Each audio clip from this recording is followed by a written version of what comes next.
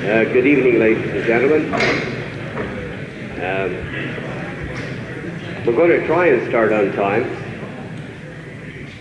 The main reason is that the the Carleton School Board have a rule that we have to be out of this building at 11 o'clock. So that will limit the arguments and discussions and so on. What I'd like to do is I'd like to call on Don Monroe for a moment. He would just like to bring you up to date as to what this committee represents, who are they, etc. Don?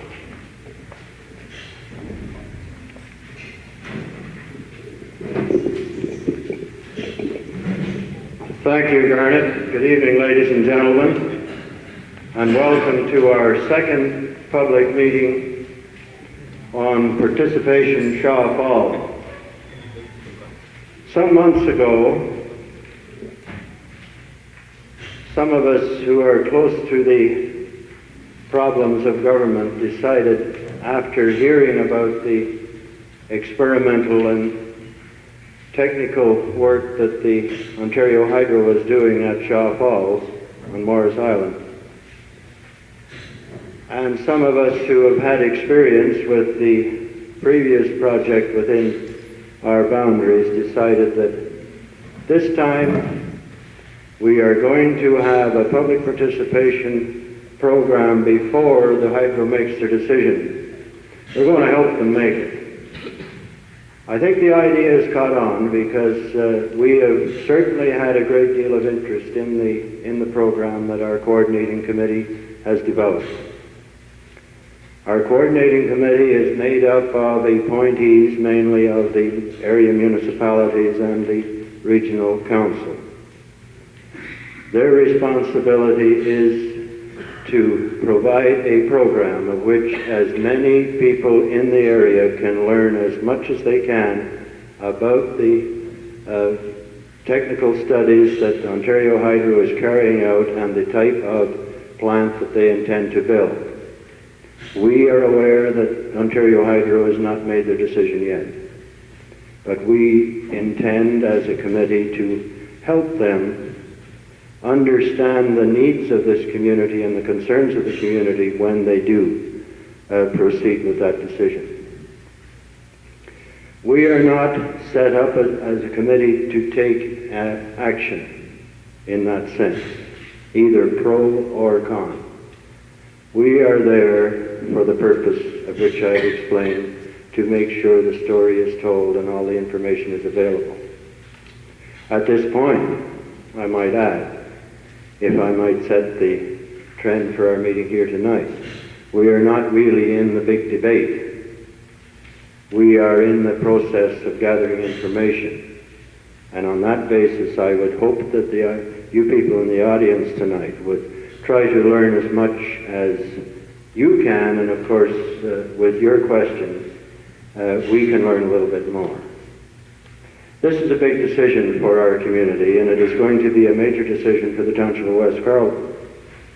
So you can readily understand my own interest in the question. Because like other municipalities that has faced immediate expansion in the past, there are problems with growth. These problems, of course, has to be faced, and they're much more easily faced if there is some knowledge of what the problems are and some ideas of how we can cope with them and plans made a little ahead of time. So we hope that we have initiated here a type of public participation program that is rather unique in the sense that we are working with Hydro in this capacity. I'm not going to introduce all the members of our committee at this time except our chairman, Garnet Smith, who has consented to chair the meeting tonight. He will be introducing other people later on. But I would like now to turn the meeting over to Garnet. And if there are any questions, of course, during the evening related to the coordinating committee and possibly a few in relation to the role municipalities might play, I would hope to be available to try to answer those. if you're interested in a severance or a road fixed or something, we'd better leave that for another night. So thanks very much, Garnet, and I'll turn it back to you. Well, thank you, Don. The format that we hope to take tonight is to have the Ontario Hydro, tell us what they are planning. They have their resident experts here, and the committee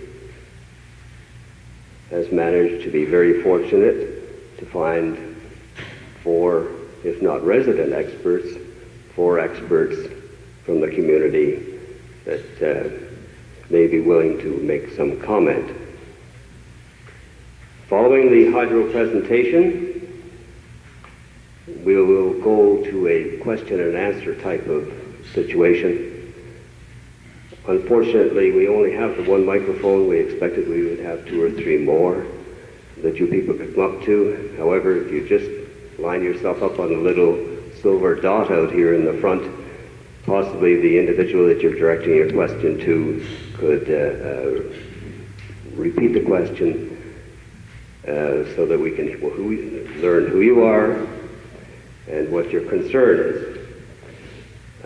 I might say that over to our right we have Ottawa Cablevision. They're here to assist the committee and videotape some of the questions and answers. Possibly we can play them back to other groups of people, and indeed maybe we can play them back to the hydro in a year or 2's time to see if their answers are still the same.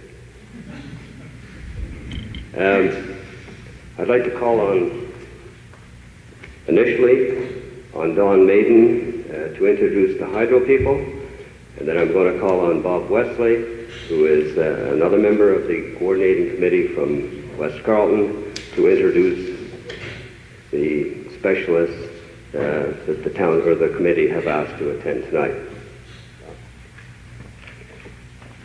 Thank you very much, Chairman Garnet. I really wanted to, ladies and gentlemen, I really wanted to respond to Mayor Monroe and express how appreciative we are of having a committee formed in the municipality, a committee that in the 4 or 5 meetings that I've had with them clearly indicate an intention to make sure that every group who show any interest at all have an opportunity of being kept informed about any activity that might be related to the Shaw Falls project or the other projects which you will hear about later that are in some way related to that particular job. I would like to say that we do plan on doing everything we can to keep you informed. We will have a community relations officer available to come to your service clubs, to your church groups, to your home and school, to your 4-H clubs, to any sort of group that you might belong to or be affiliated with. If you wish to have a speaker to keep you up to date on this, then we are more than pleased to accommodate you and see that that's done. That man is Mr. Jim Dunn. I'll ask him to stand and be recognized. And I would also, you can always reach Don, either through Don Monroe or other members of the committee, because he will be working almost day by day with them to cover all aspects of the program and make sure that the wishes of the committee in the sense of making sure that everyone has an opportunity to hear about the project, to make sure their wishes are carried out. I would also like to, at this time, ask Evan Servas to stand. Evan is the area manager in this area. Evan, where are you? Over here. You all should know him unless you live in Nepean or Ottawa. He probably is the man responsible for your power service in your community and in your home or farm or wherever you may live. He is responsible for this entire area. That office is an iron friar, and he's a very good man to know, and I'm sure that those of you who have had dealings with him have found that he's a very, very good friend and a willing helper in any way he can be. So you could also always reach us through Evan's office.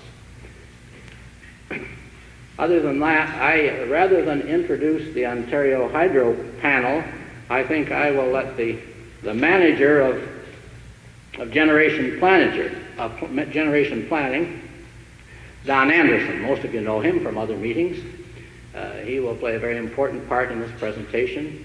He has brought from some people with a high level of expertise along with him to do their very best to answer any questions you have. I should further like to say that we may not be able to answer all of your questions, but if we can, we probably can find answers for you and supply them at a later date. We don't pretend to have the capability of answering everything from the floor at any given time. Tonight, in our earlier planning meeting, it was the conclusion of the committee that we would try and deal principally with questions of the river. I think the committee referred to you as the river community. However, that may be. Certainly there will be, I'm sure the questions will range beyond that, and you should rest assured that the people who are here will have a capability of answering most of the questions that you might put to them. I have nothing further to say. I would like to turn the microphone over to Don Anderson, who is the Hydro Chief for the evening. Don Anderson.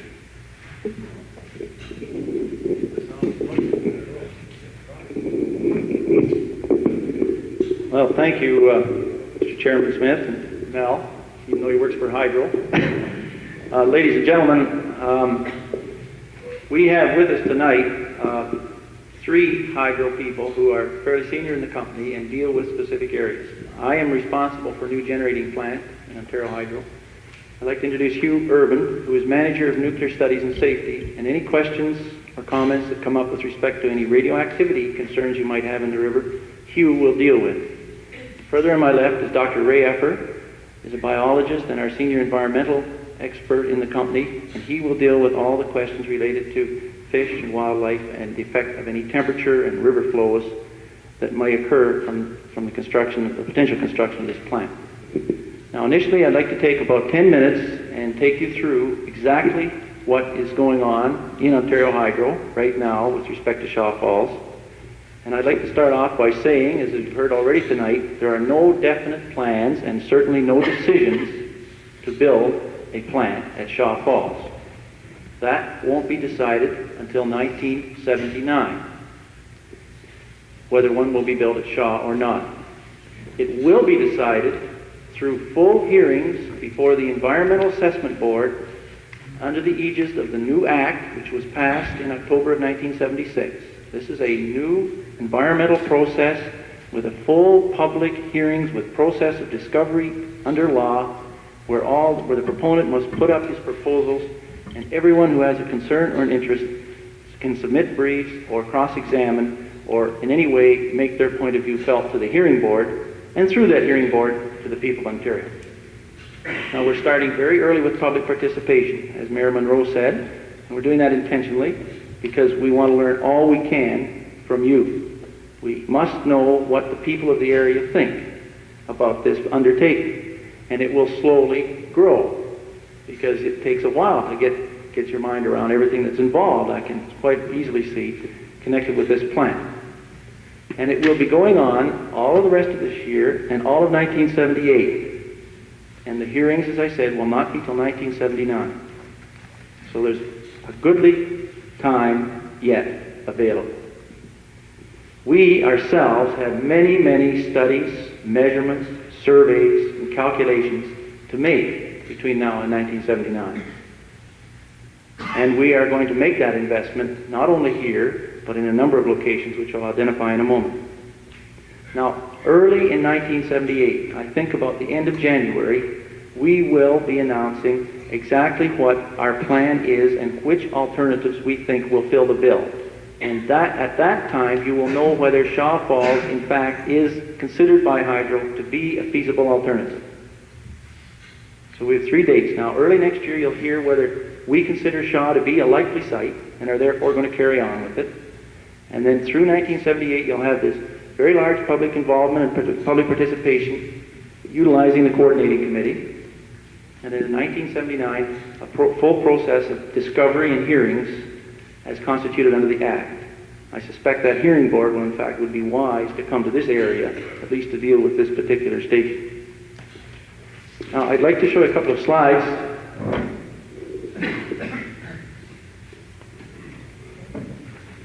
Let me turn this on. I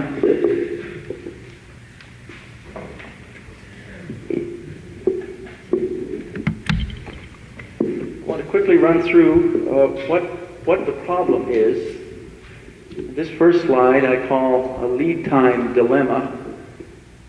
Our latest load forecast for Ontario Hydro, even taking account of very intense energy conservation by the people of Ontario, that is in their use of electricity, shows that we need another generating station in 1987. That's exactly 10 years from now. Now, this is what our recent past experience is showing it takes to build a generating station. A total of anywhere, depending on where it is in the province, of 11 and a half to 14 and a half years. So we have a problem. The answer to that problem is for us to build this next generating station on a site that we already own. By doing that, we can eliminate step A, which is entitled Site Identification and Approval to Purchase. Now, this step A came into the Ontario Hydro open planning process with the passing of the Environmental Assessment Act. We cannot option property, we cannot buy property, we can't even look at property now without a full alternative assessment program in public. Makes a heyday for developers because they know 3 years in advance before we're buying where we're going, but nevertheless the law says now that we must go through the Environmental Assessment Act to purchase property. If we need a station 10 years from now, we just can't make the bottom line unless we build on a site we already own. Well, what sites are possible? Now this matrix is in 2 colors. Red means no go, and green means still possible. Now the sites you see on this matrix are, going down the side first, I'll list the locations. Bruce, where we presently have nuclear power stations and heavy water plants, both running and under construction. Lambton is a coal-fired plant near Sarnia, Ontario, on the St. Clair River. Darlington is a new nuclear generating station on Lake Ontario, near Port Hope. Ganaraska is another site on Lake Ontario, farther down the lake. Lennox is near Kingston, and we have an oil-fired station there now, but we own very much more land associated with that station than is required just for the first station.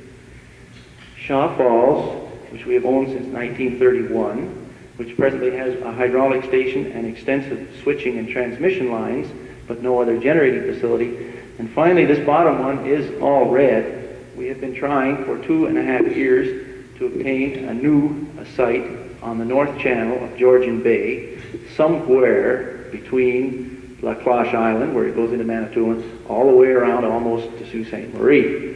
And we started off with the whole broad area, and then we narrowed it down to sort of regions, and we got it narrowed down into sort of sections, and we got it narrowed down to about 5 possible sites. And that's as far as we've got in 2.5 years. That site cannot be obtained in time to build a new generating station on it to meet a 1987 date. So you see, our alternatives have narrowed down very significantly. Only the green ones remain possible. And you will note 1 or 2 other things of interest. That there are a few possibilities for building fossil generation, and that fossil would only be coal. This coal would come from Western Canada in 50 years, when we can already see the end of the days of abundance of oil. So oil is out.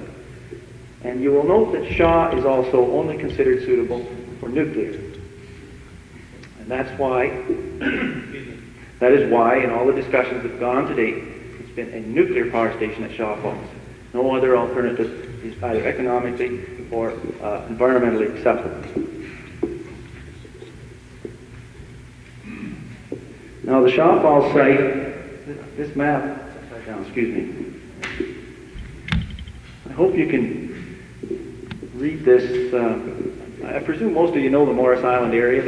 The dam is up at the top, right up there, right now, and these green bands are the existing transmission lines that run out of the hydraulic generating station. There's 4 lines, the old Gatineau line running to Toronto, and there are 2 lines here, and then they run off to Ottawa, one to South March and the other to Ottawa Woodrow. So the area is presently, and there's a very large head wall and earthworks, and it's mostly swamp and rock through here. The location of the site of the proposed station, if we constructed it, is right on the edge of the head wall. This is the existing head wall, and we would propose to perhaps infill a little bit of the existing head pond where the generating station is located. And looking at the map of Shaw from another perspective, what's the matter with it? There we are. Once again, we have the whole Marshall Island, Marshall Bay over there, Shaw Lake. Here's the dam. And this is where the proposed station would be. We would propose to take cooling water, or a fraction of the cooling water from the river, fraction of the river flow for cooling water, into the station and direct it out contained, and then let it mix with the rest of the river flow just as it poured through the generators at the dam. So it would be thoroughly mixed with the river as it came out the bottom and went downriver. The other point that's of interest, and you may have heard something about it in the press, is the construction of a thermal power station here makes the feasibility of a lock and canal system bypassing the existing Shaw Dam more economic. If you started from scratch and had to do all that digging and blasting and construction of works, it would be one price. But if Ontario Hydro is already excavating, leveling, and improving channels for purposes of the power station, it turns out that it's a more economic undertaking to construct a double lock system, one lock here and another here, which could take up to 40-foot pleasure craft around the Shaw Dam and extend the navigation of the Ottawa River. This is a proposal that we put forward simply to point out that the option is there. We won't build it. It'll have to be whatever government, and there's a lot of them I find in this area because we have region, national capital, federal, provincial. One of those would have to express an interest and pick this up. Now the other item that was on this slide that I wanted to show you is that the nuclear power station, when it's finished, does not take up an awful lot of area. We own the land here. We would have to sort of fence off an area like that. The balance of this could be used for park, recreation area, camping area, whatever area the community could put it to, because this has been our practice in Ontario Hydro, and I have a little picture of our existing generating station at Pickering. It's a little map. I wish I had a pointer. I'll use my piece of buckwheat. I haven't seen buckwheat in years, so I got some off the field. There we are. Thank you. Pardon? Winston Churchill. Our Pickering generating station on Lake Ontario is down in this corner. Ontario Hydro owns all of this property. Now, and we're extending the plant this way. The print, I realize you can't see, but I'd like to read what some of this is now used for today.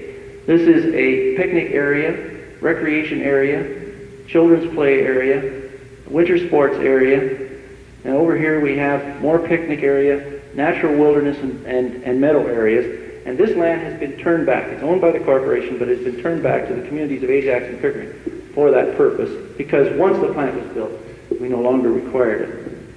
And finally, I have one picture here, or two actually. That, I'm sure many of you have seen Pickering. And if we build a plant at Shaw Falls, it would likely look very much like this one. 4 reactor units built in a row with an extra vacuum building containment associated with it. And finally, we have a lot of these in Ontario, but I can assure you we don't propose to build any of these at Shaw Falls. This is our Lennox generating station with 650-foot high stacks burning fossil fuel. Well, that's all I had to say as an introduction, ladies and gentlemen. And if you have any questions now, that would be fine. I'd be glad to answer them. Or we could go right on and have Hugh and Ray give a little rundown on each of their areas of expertise as to how the plant would affect the river.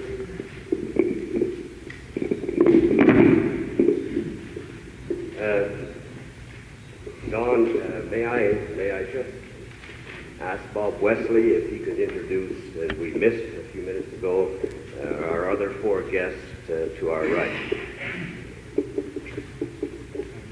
So I'm Bob Wesley. I live on the river. I have a vested interest, I guess, in projects, but I also work at the NRC, and the committee thought it would be a good idea to invite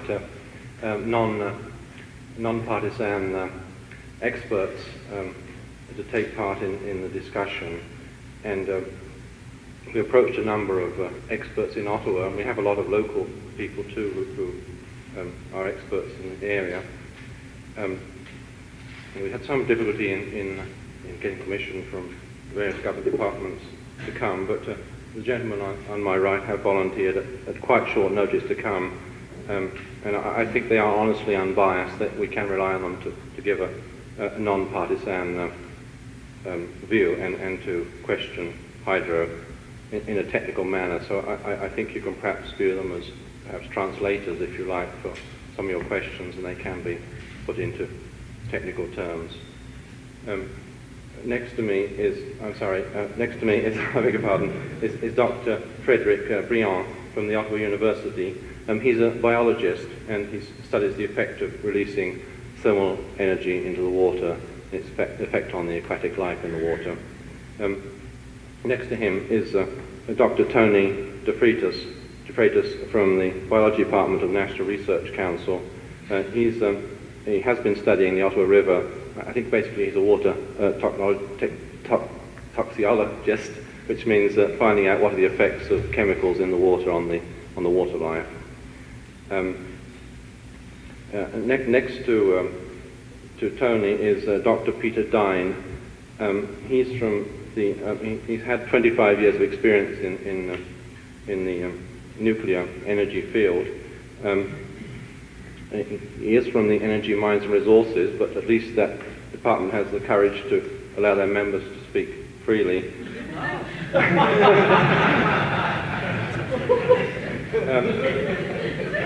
And I am assured, in fact, he was blackmailed to come by an eminent biologist in Ottawa. I won't name the man, but I am assured he will take an unbiased opinion of the situation.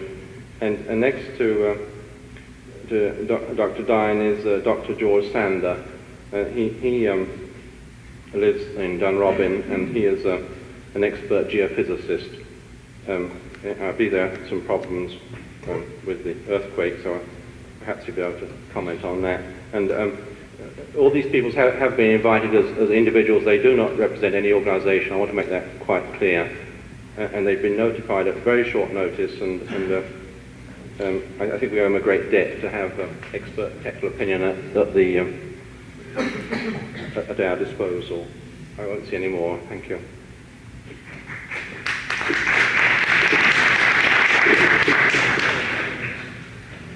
Thank you, Bob. Unfortunately, as I said before, we only have one microphone. And if any of you have any questions that you'd like to ask of Hydro, now's your chance. Who's number one on the hit parade? Maybe I should mention as well that we have at least one distinguished guest in the audience, our federal member of Parliament, Paul Dick. Maybe he can put our canal in for us, Bob.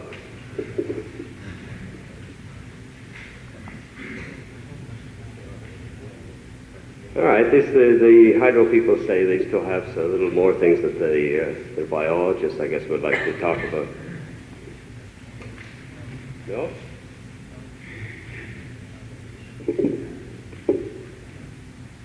Okay? Yep.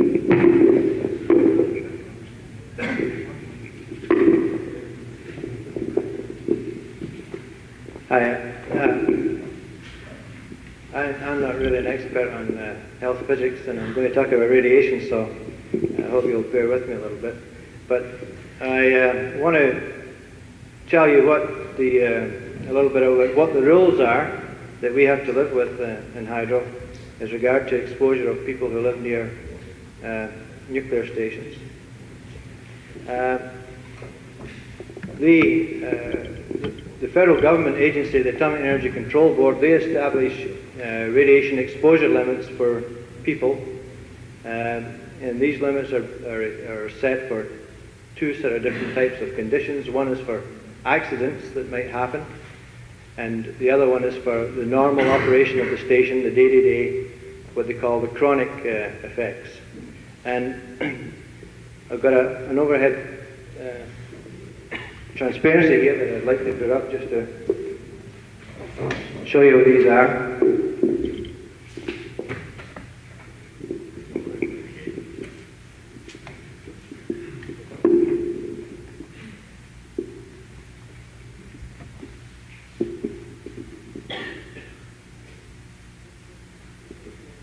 This transparency shows the allowable exposure for members of the public due to the normal operation of a nuclear station in Canada.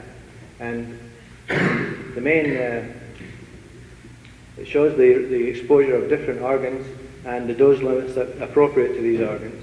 And the one that's probably of prime importance is the 0.5 rem, which is a whole body dose exposure. That type of exposure everyone in this room is getting right now. They're getting whole body exposure from the buildings here and from the air that you breathe and so on. And just to put, the 0.5 rem you can also change that to be 500 millirem, or 500 units of a thousandth of a rem. So just remember that 0.5 rem is 500 millirem. And the next transparency that I'd like to put up is to show you just what the exposure, the whole body exposure is that people get normally. Natural background is about 100 millirem a year. These are the annual exposures, by the way. The average medical exposure is about 70 millirem. And the allowed, putting this in relative terms, the allowed exposure for an individual per year was whole body was 500 millirem, if you remember. But hydro, we set targets that are much lower than that allowed exposure. In fact, our targets are 1% of the allowed exposure. So that if hydro operated stations, to meet their targets, the exposure would be 5 millirem a year to the most exposed person at the site boundary. And that 5 millirem a year is made up of the dose that the person might get from drinking water for intakes near the station, for eating fish that might reside in the station, outfall, and from breathing air that may contain radioactive effluents from the station.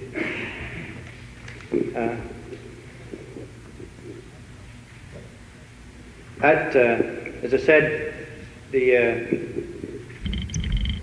hydro targets are about 1%. Okay, thanks. The hydro targets are 1% of the allowable, which is 5 millirem a year. But in fact, we're achieving much less than that.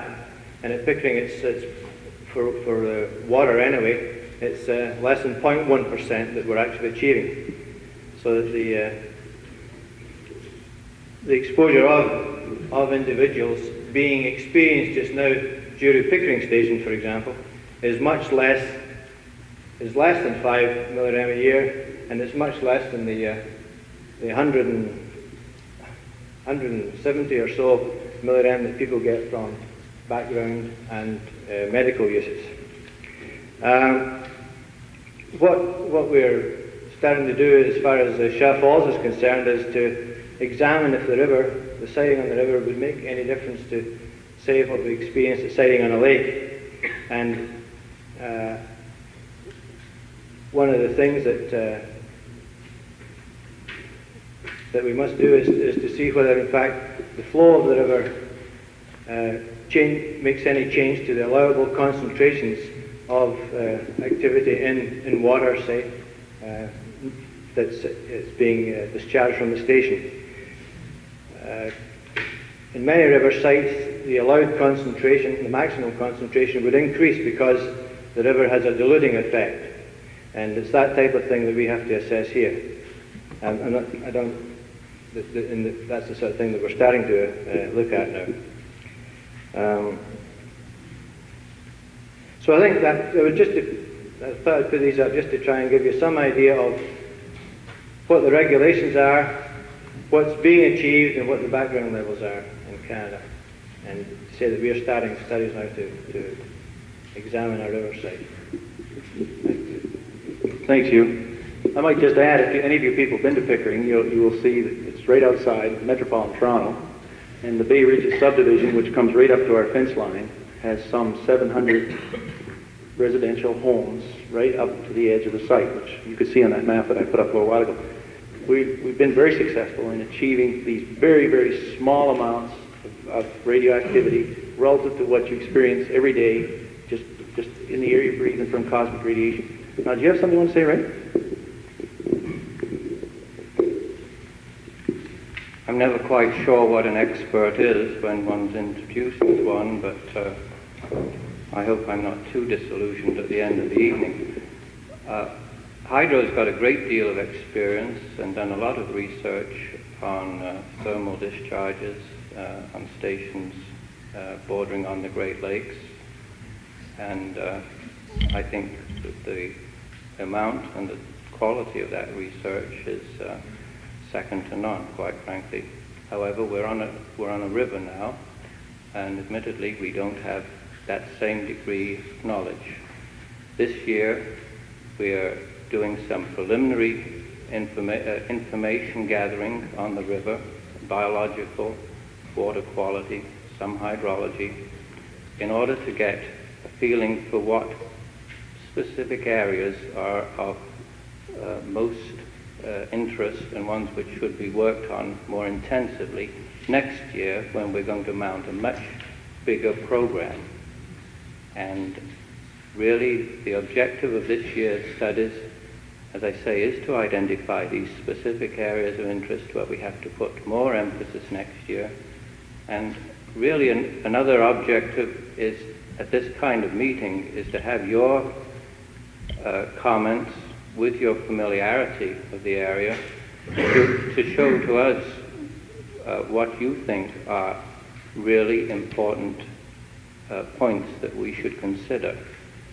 We're already done what we think is a fairly good literature survey, looking at everything that has been written about the area, but we don't know very much about what is in people's minds about the area, and we need to know that so that we can make as comprehensive environmental assessment eventually, if and when the plan gets into a approval stage.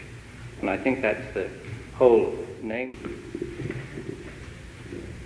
What we'll do now is, I guess we'll accept any questions that people have.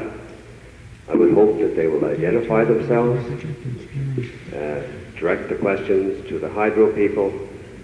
Following the questions that we have, our guests, we hope, will make some general comments. Perhaps some of the questions that you people ask will generate other questions from our panel. Who would you like to direct it to?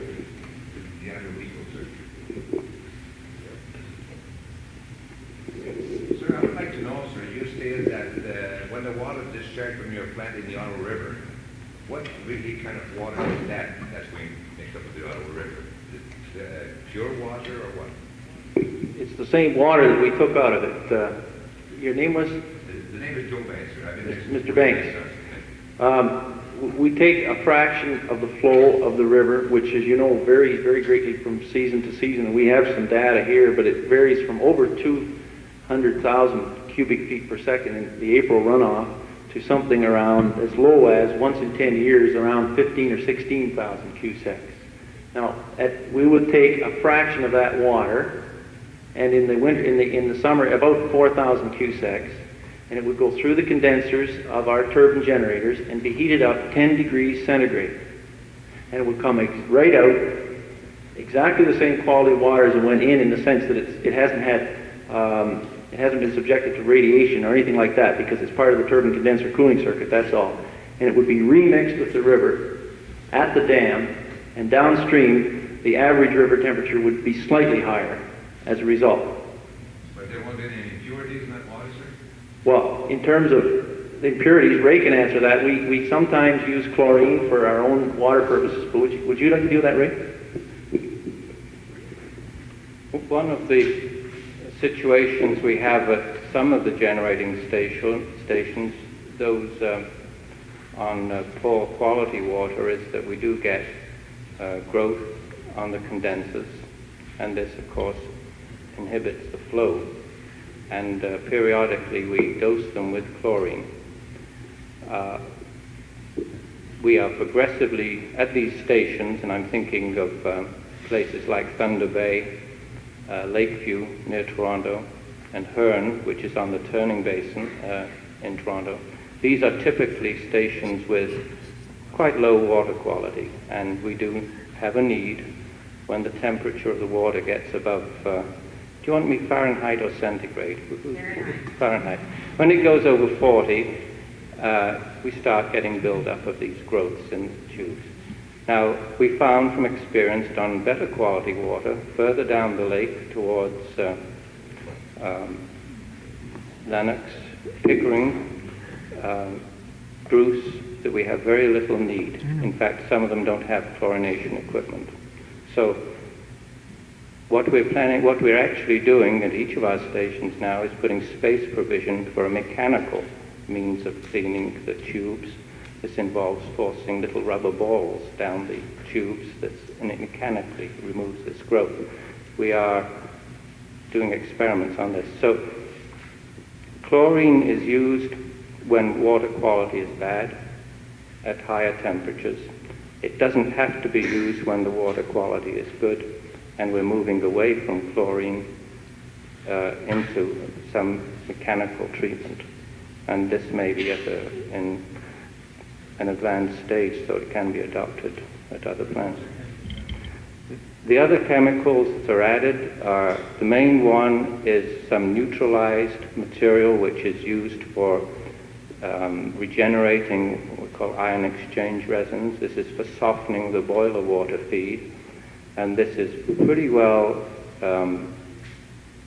sodium and sulfate. It's a neutralized solution of caustic soda and sulfuric acid, and it goes in as a very dilute solution. But this is a neutralized salt solution, and it's relative to the other flows, it's very, very, very small indeed.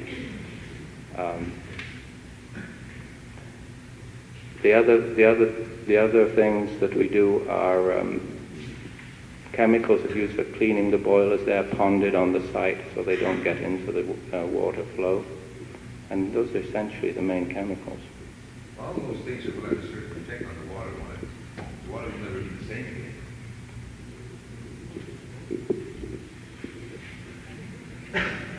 again. I would say the levels that we're adding chlorine, for example, it's mixed with the normal flow going through the plant and is dissipated and deactivated pretty well within minutes of getting into the discharge area, and it goes to in an active form. The sodium, the neutralized salts are non-toxic and will immeasurably, impossible to measure the salt content increase in the water. So I would say that the effect would be quite immeasurable. Well, as an expert, so would you say that it won't affect the water life? Those chemicals, no. Not in the amount that we are using. We have no evidence for this at our other generating stations. That's fine, thank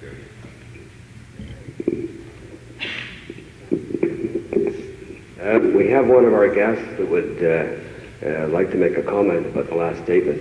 Dr. Brion?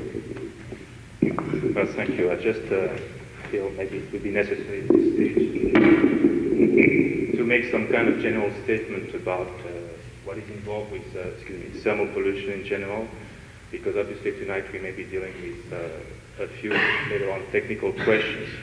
So in order maybe for the audience to better understand what's going on really, and I feel maybe it might be necessary at this stage to give you some general idea about what we know about thermal pollution. As you know, whenever you build a power plant, you are going to affect the environment in several ways. First of all, as has been said several times so far, you are going to increase the temperature of the receiving water, okay? You take a substantial amount of water from a nearby river, sea, or lake, and you discharge it over the same spot. This water has been increased substantially. Here we are talking, if I understand, of an increase of 8 to 10 degrees Celsius centigrade. Now, this is not, of course, the first power plant which is going to be built, so we have some experience about the resulting effects, the resulting impact of the discharge heat on the biota and the flora of the receiving body of water. But what should be very understood, and as was pointed out before, this is a preliminary meeting, and nobody here, I'm sure, has all the answers to all the questions that we would like to solve. But at least I might give you some more information as to what kind of questions and what kind of concern should be raised tonight. First of all, there cannot be any specific answer tonight to all your questions, because for the first thing, the effects of thermal pollution are very specific. They depend upon the body of water which is going to be affected. In other words, it depends upon, first of all, the hydrology of the area. Are you going to discharge your heated water in a fast-flowing river, in a lake, or in a less rapid river, etc., etc.? Secondly, of course, the effect will depend very much upon the ecology of the aquatic ecosystem in question. What type of species are present in the water to start with, all right? It is well known that naturally this whole ecosystem is going to react to this temperature increment in various ways. Naturally, you are going to change the species composition around, all right? Some species, in other words, are better adapted than others to the change in temperature. In other words, some species are going to be eliminated, and they are going to be replaced by species who are better adjusted to warmer temperature. But mind you, most of the time, the new species, the species which are going to survive, are not considered to be very desirable. This applies in general to all levels of aquatic life, starting with the lowest levels, the plankton, okay? And then you go up the food chain to the invertebrates, which inhabit either the bottom of your river or as larvae, or also the water column. And you can extend up, of course, to the fish. Now, when we come to the fish, and this, of course, has been the major concern in past thermal pollution studies. We know a lot about the effect of thermal pollution in general. Again, in general, we cannot be specific yet because we don't know what would be the effect in this river at this site. And of course, it is understood that this is what the future study should inquire, should ask about. Let's go back to the fish then. You take your fish. You are going to increase the water near the discharge pipe of this river, let's say by, 8 to 10 degrees. It is well known that temperature affects the spawning season of the fish. Actually, it seems to be the triggering mechanism in many cases. Okay, so what happens is that you may change the reproductive cycle of the fish, and not only that, you are going to get acclimation of some fish to this warmer water. In other words, some fish may be indeed attracted to the discharge site because it is warmer than the too cold water around, okay? Now, that's fine, but particularly in winter where you may have too cold temperature, But what happens in winter when the plant has to shut down its operation, as they do very commonly to change their fuel or to clean some of their units? All right, you get a plant shut down, and there is no more warm effluent around, and that may result in a fish kill. These are all kind of questions which have to be studied, investigated, and they may probably be solved.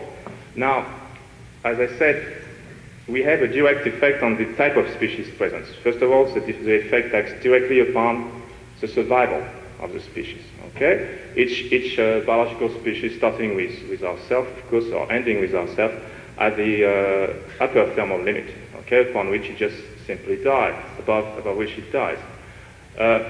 But more indirectly, temperature increase, as I said, is going to affect also the reproduction of all organisms, and eventually this may have detrimental effect as damaging as a direct death, okay, as direct mortality. Then we have also the problem of changing all the reproductive cycle of the organisms. As I said before, not only that, not only each organism has an upper limit for survival, but each organism has an upper limit and a lower limit for reproduction, okay, which is in between the life, or let's say which is below the mortality, the lethal level. Now, that's all I want to say at this stage on the general impact of the ecology, but what should be also pointed out is that temperature is an interactive factor. In other words, don't be satisfied only with, let's say, a magic figure telling you that the temperature of the water is going to be raised by so much or by such a percentage. That doesn't tell us very much. That doesn't tell us actually anything.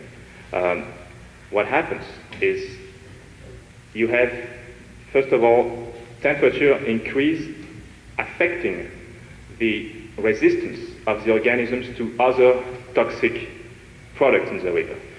It is fairly well known that the Ottawa River is not in such a great shape already due to heavy metals, discharge of organic sewage, which is untreated. As you know, this water is not very safe to drink. Now, on top of that, if we warm this polluted water, we are going to decrease the resistance of the fish and other invertebrates and even plankton present in the water to those various pollutants, to which extent we don't know. We don't know at this stage. Those are other questions which I feel should be answered before this whole business of building this plant goes on. Lastly, in that respect, it has been mentioned that not only the water passing through the cooling system is heated, but it is also chlorinated sometimes, probably sequentially, to get rid of the organisms which tends to accumulate in the pipes within the plant. Now, when you add heat and chlorine, you have such an interactive effect, as I just mentioned. All right, you again decrease the resistance of your organisms in the river to all the pollutants and to all the ecological factors present. Now, besides, I will probably stop here at this stage, but in this case, I just want to mention very quickly that, as you all know, we are dealing here with a nuclear power plant. So in addition to the classical problems associated with the classical, fossil fuel power plants, you are dealing with additional problems as well. First of all, nuclear power plants are less efficient than fossil fuel power plants. They are cleaner, so there is no air pollution on the other hand, but they are less efficient. That means they are going to release more waste heat into the water, all right, than a classical plant, with therefore greater temperature increase. Secondly, I won't dwell too much into the problems which may result from radioactive waste. You have been presented with some figures. Those figures, of course, assume that the plant is operating completely foolproof. Fine. You just have to make sure that the safety conditions are met. And but I can tell you that many power plants suffer from leaks in their discharge, and there may be some release of radioactive waste, as has happened before in some major rivers in the United States, with resulting bioaccumulation of radioactive products in the aquatic food chain, etc., rendering, of course, the fish then improper to consumption, without even mentioning drinking or swimming in the water. Now, lastly, and I don't even want, I hardly will touch the subject, but I just want you to be aware of this. Nuclear power plant construction is a very emotional issue in many countries now, in many places. You know probably why, because of the major problem of reactor safety. Experts will tell you what are the probabilities about this, but this is a problem which I feel should be debated at a later time with proper experts on this question, because this is extremely relevant when you are thinking of building a nuclear power plant in an area such as the Ottawa region, which is densely populated. So that's all I wanted to say at this stage, but if you have questions, of course, you can direct them to any of us. Thank you.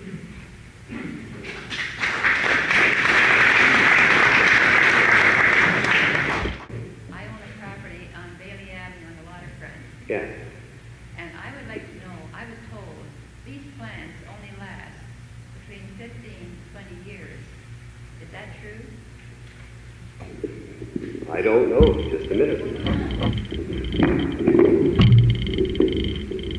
Ms. Booth, the nuclear power plants are amortized. That is, we build them to last a minimum of 30 years, and the expected life is in excess of 50 years. Do we have a written guarantee of that? Well, ma'am, if it doesn't work with the investment we've made in nuclear power in this province already, we're so far off that it's that the cost of power is just incredible.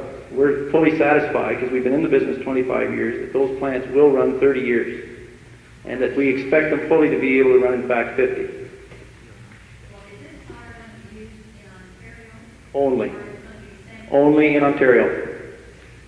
We only build power plants in Ontario Hydro for the people of Ontario.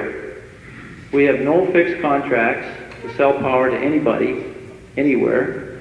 We buy power on fixed contracts from Quebec and Manitoba, and we occasionally sell power on a spot basis in the summertime when our load is not as high as it is in the winter, and therefore some of our generating capacity is shut down. During the wintertime, our capacity is all operating, because that's when the people of Ontario use the most electricity.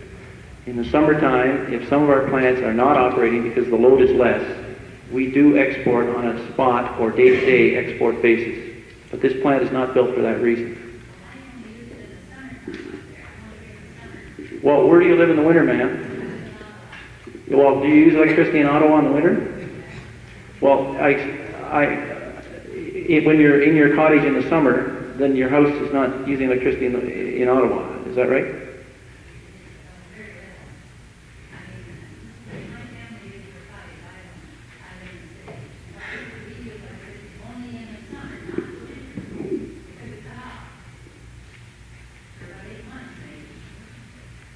Yes, that's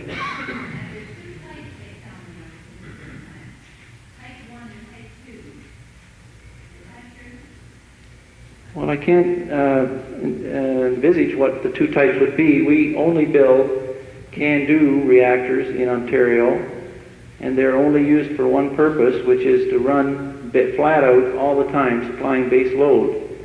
The types you might be referring to is the size of the generating station. We have two sizes that we can build. Pickering, which I showed on the slide, generates 2,000 megawatts from each of, there's 4 500 megawatt reactors there for a total of 2,000.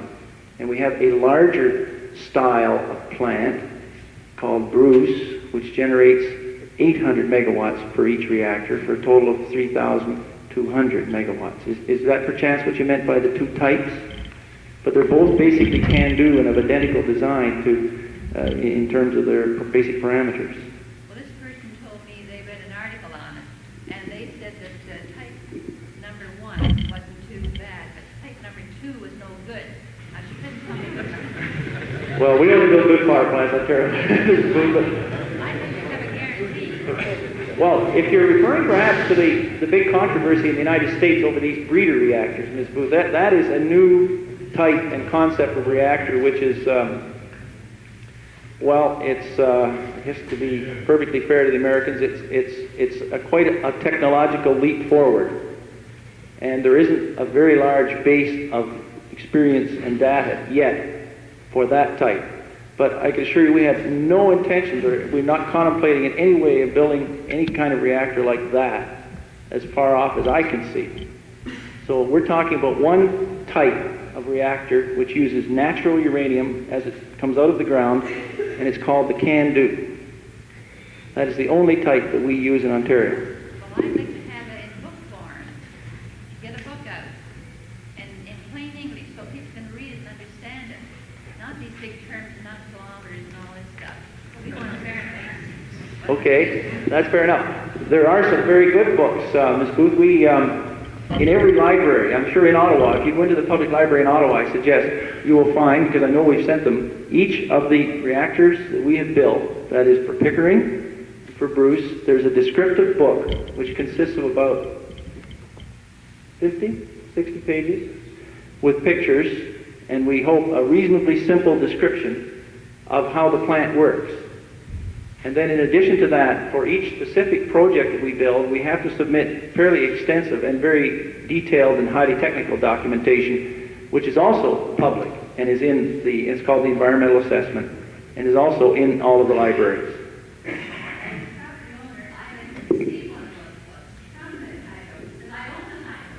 Yes, you do.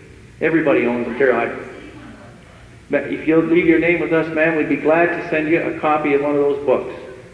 And then too, I live in an area in the bay where there isn't any rushing water. The channels are way out. And we have weeds up to our waist by now. And we can't swim. So this hotter, warmer water is going to make those weeds go faster. We hope not. And then tell me too, is the water going to be lowered? Well, that. Pardon me? Yeah, I'd like to deal with the last point of your question, Mr. Booth. The Ottawa River, as you know, Ontario Hydro's been on that river for many, many years with our dams and Hydro-Quebec downriver. And the levels and the flows in that river are set by many very conflicting standards that are required from interprovincial laws and from maximizing the output of the dams and many other factors. This plant will not result in any change in either the flows or the levels of that river. Those are established now and will always be what they have been in the past as set by the dams. The nuclear plant would just take water out, put it back in, and whatever is happening on the river in terms of flow and level variations during the season, and I know the level changes a lot because I have a cottage up further north above Deep River, that would continue to be the same. Nothing would change because of the nuclear plant.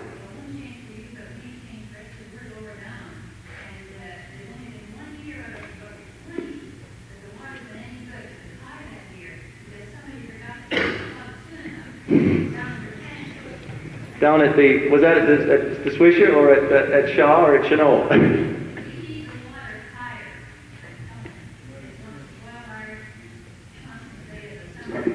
Well, that's fair enough. Unfortunately, all of the last dam that Ontario Hydro has any control over, Ms. Booth, is the Shaw Dam itself, and you're below that.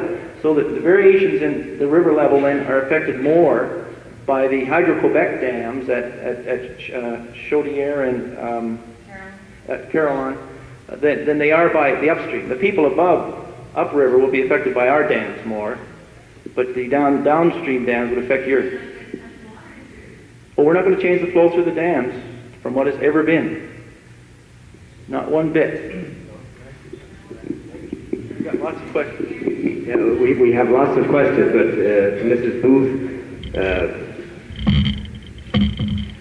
as far as the dams down the Chaudière and further down at the Caroline, they don't affect the level of the water between the foot of Shaw Falls and the City of Ottawa. As a matter of fact, from the studies that I've done, from the base of Shaw Falls to the Britannia Yacht Club, where the water starts to drop down if you come along the Western Parkway, there's only a 1 foot drop. So it's not the dams downriver that are causing us our problems. It's the amount of water that they allow out of Shaw Falls that is just, as you said, like pulling the plug out of the bathtub. They turn the tap off up there, pull the plug out at the other end, or there's no plug at the other end, and it just drains it back out. But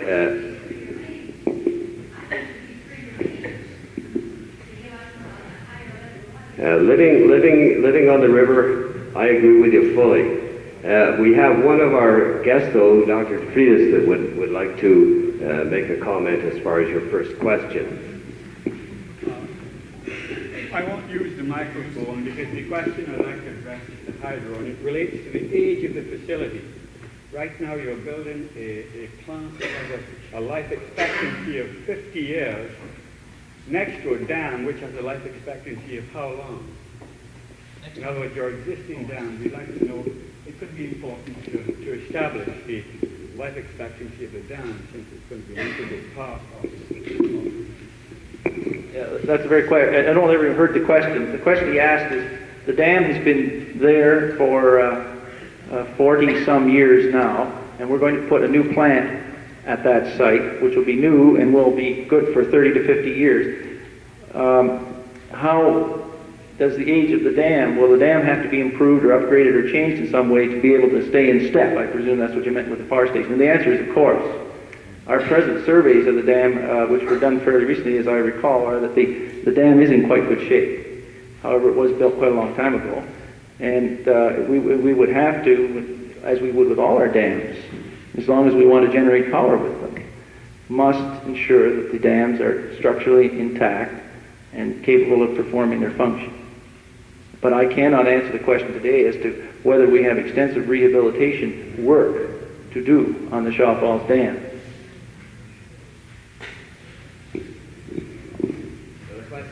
Yes, Jim Clark from Crown Point. Several questions. The first one, you're raising the temperature 10 degrees Celsius. How much more open water can we expect in the early spring and late fall? And will this additional open water that is created cause a higher humidity in the area, creating a microclimate of more snow possibly?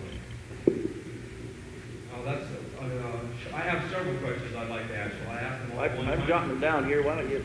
Okay, the second question is, you were talking, it has been mentioned that this will help the unemployment in West Carleton. Now, most of the jobs will be skilled labor.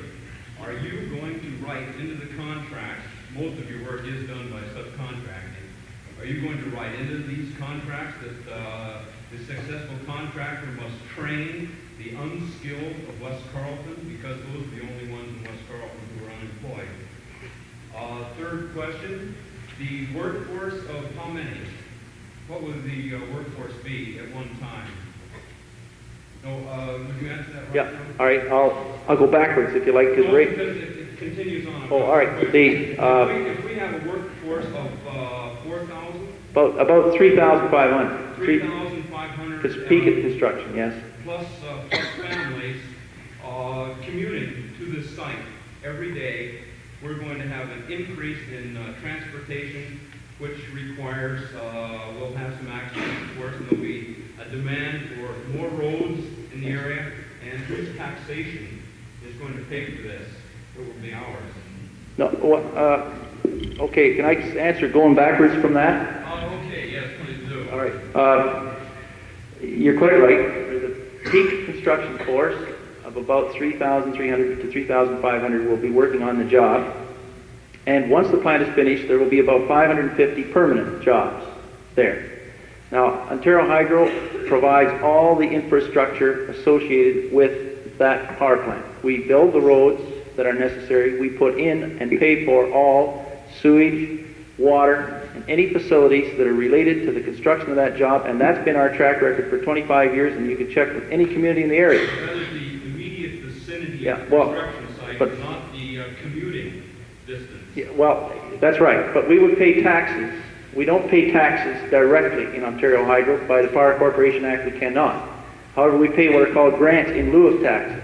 Now, I did a quick estimate, and I don't, the number is just approximate, but in 1987, if this plant was finished then and went into operation, we would pay grants in lieu of taxes to the municipality in which we're located of about $675,000 a year. Now, that's the taxes, or the equivalent of taxes, that we would pay into the community as a company doing business in there. Now, that's carrying our share of the tax burden. But on top of that, as I said, during construction, and putting that work into place, and in terms of providing commuter service and bus service for our workers and everything like that's directly related to the plant, we pay for it. Always have. I suppose it's now up to our planners to calculate whether that grant in lieu of taxes will be enough to offset the expenditure of having hydro in our area. Well, that's a very good point to make, but it isn't up to your planners alone. What has recently happened in the past, for example, at the last station that was approved at Darlington, we sat down with the community and we negotiated for nearly 8 months on every aspect that they could think of. They went through a shopping list that went from new fire halls through additions to the town hall, everything you could imagine. And we said, well, this really can't be related to us, but that can. And this resulted in a formal, signed agreement for the duration of the construction of that project, which covered all of those items.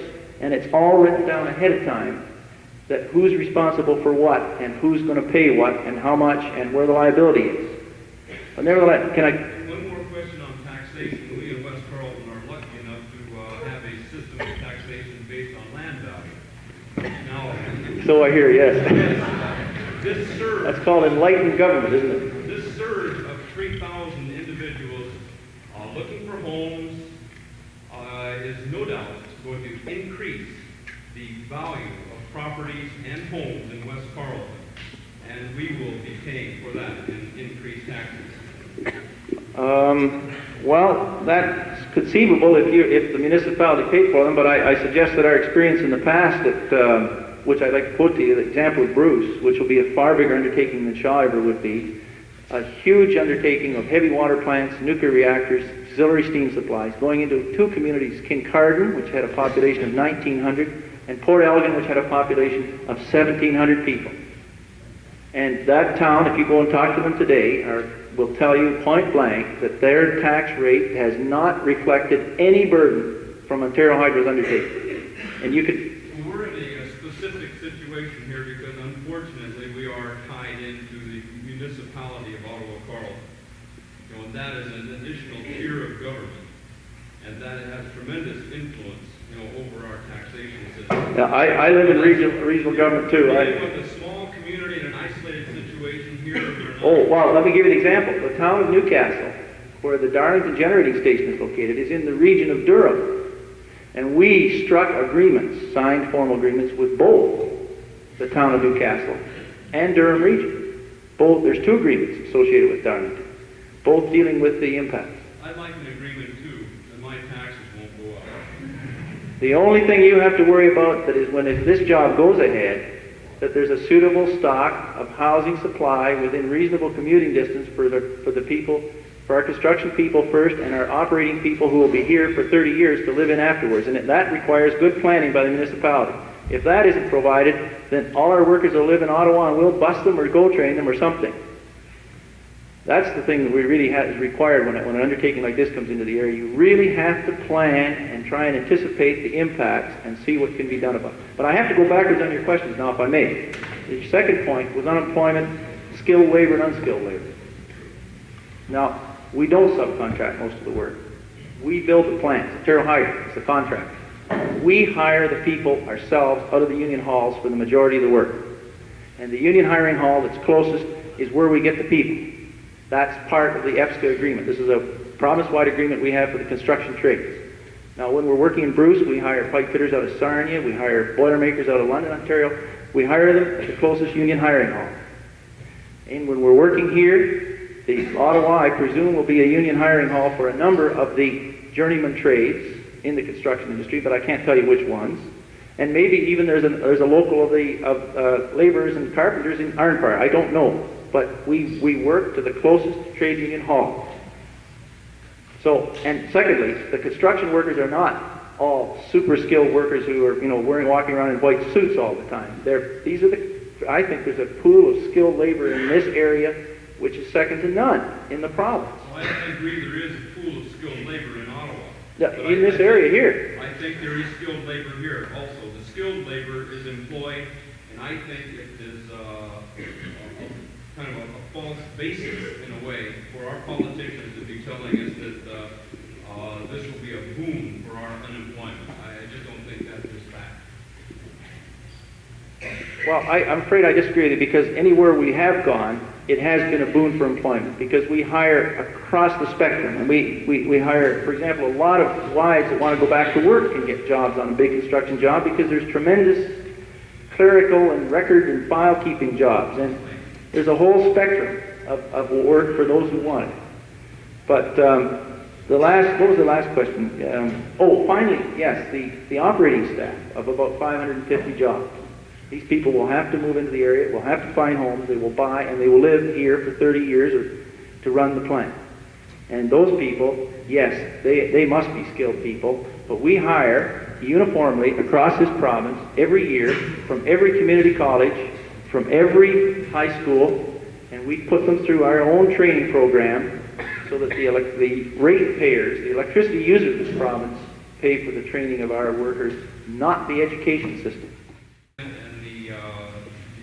Ecosystem of the river.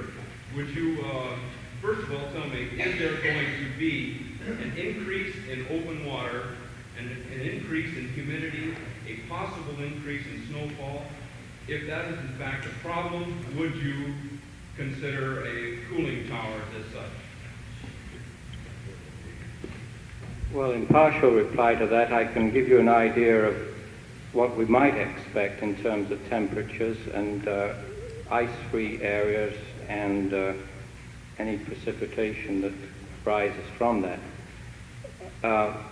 If you take typical minimum monthly flows in the January-February period, you'll find that the temperature of the discharge will be diluted up 4 to 5 times. Let's take 4 times. That means that downstream of the hydraulic plant, we're dealing with a temperature rise of 4.5 degrees Fahrenheit. That is the mixed temperature. So your downstream temperature will be about 33 plus, say, 37.5 degrees. Now, I don't know just what that is. I don't know what that's going to mean in actual downstream area. We do have facility to calculate this out. We certainly haven't done yet. We've recently done one for our Atikokan station, which is on a cooling lake, and we feel as though we have models which can do this quite well. Now, in terms of predicting fog, again, we can measure humidity and the potential for increasing that humidity to the level where you get fog formation. We've done this for other generating stations where we've had to submit an environmental assessment, and it's not only an environmental problem if it exists, it's an operating problem because we want to make sure that the switches in the switch yard are not coated with ice precipitation. We have predicted in one of our stations with a temperature rise of 25 degrees downstream of the plant that you're going to get a little hoar frost in certain times in January and February that will go about 100 to 200 feet off the water course. And that is for 1 or 2 days per year. Now that is an extreme situation. We have plants, Lambton for example, where the discharge is 27 degrees Fahrenheit above the river temperature, that's Sinclair River, and the main road runs between the plant and the discharge, Highway 20, 34, is it? 40.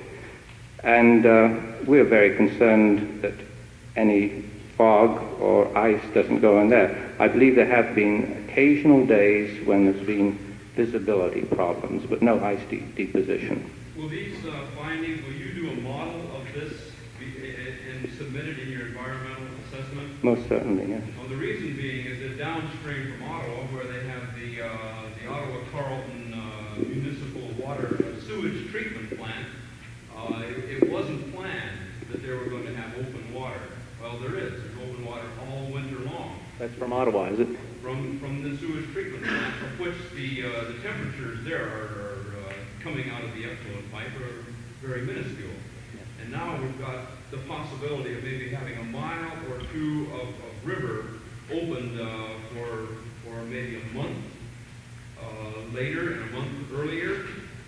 This could have some effect. Yeah, that's a fair observation, I think, Mr. Clark.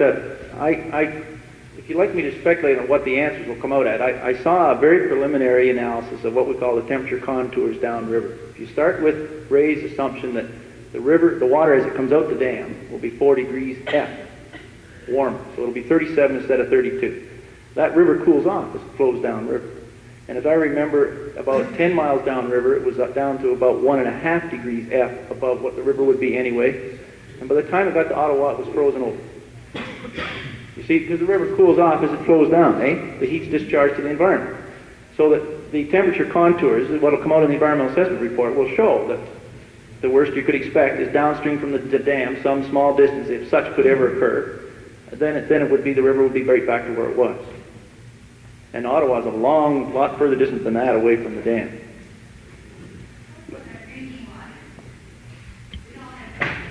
I beg your pardon? Our drinking water, we all have wells. How about the drinking water? It shouldn't have any effect on the drinking water, ma'am, at all. Especially on wells. Are you sure? Yes.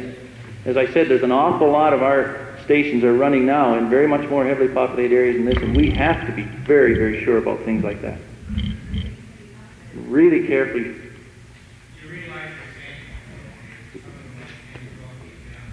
Yes?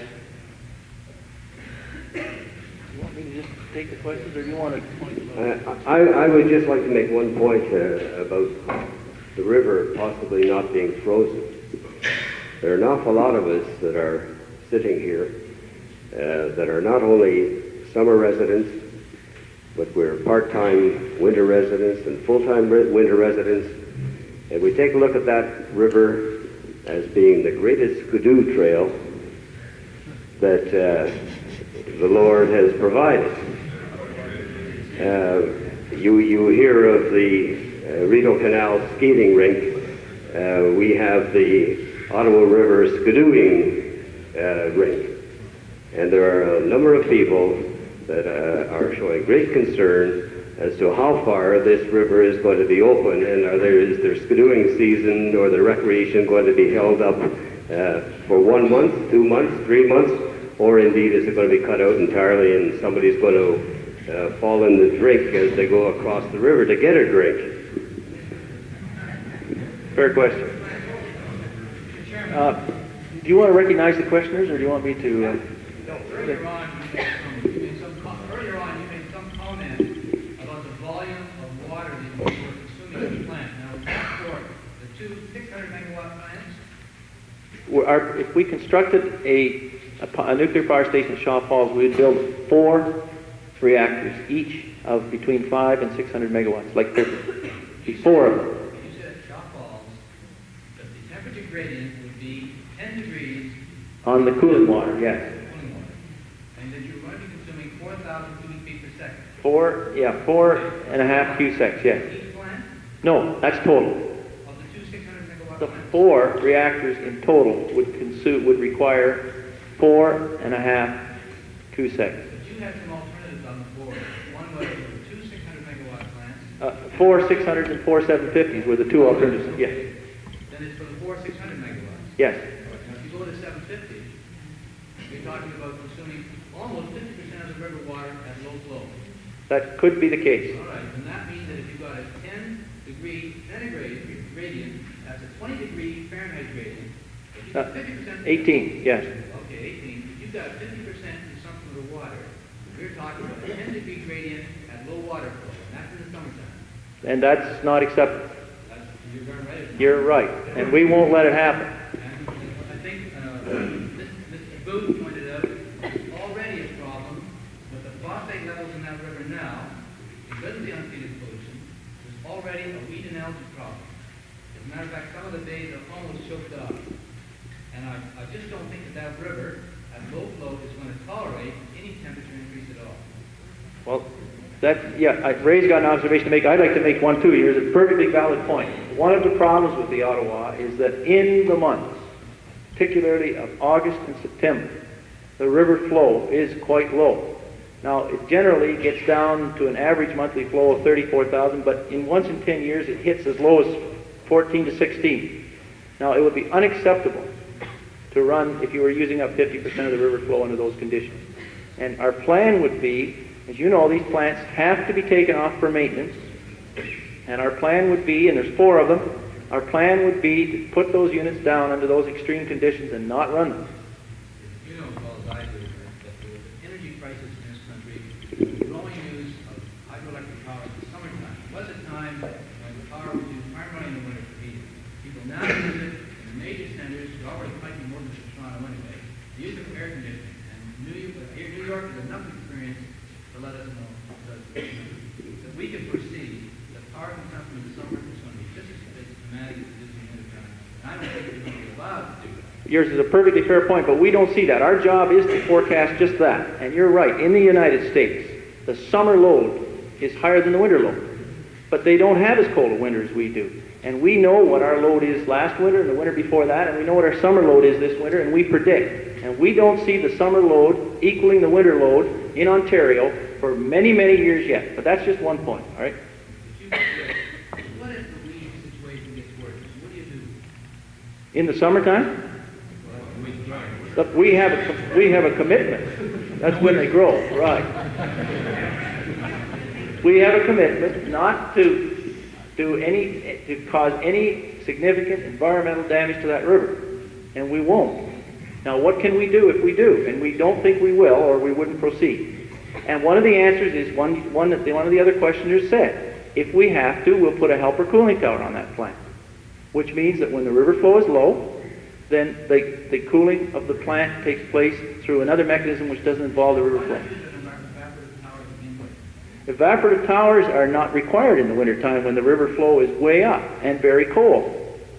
And they cost an awful lot of money to run year-round, and they affect the reliability of the station significantly. Well, a lot of things not worthwhile do, too. I just don't think that river, and I've watched it for the last 20 years, that river won't tolerate another 10-degree change. It won't change that river. Go ahead. We've looked at the problem of weed growth in and around the stations on the Great Lakes, and I agree that... But you don't agree. You're talking about a river.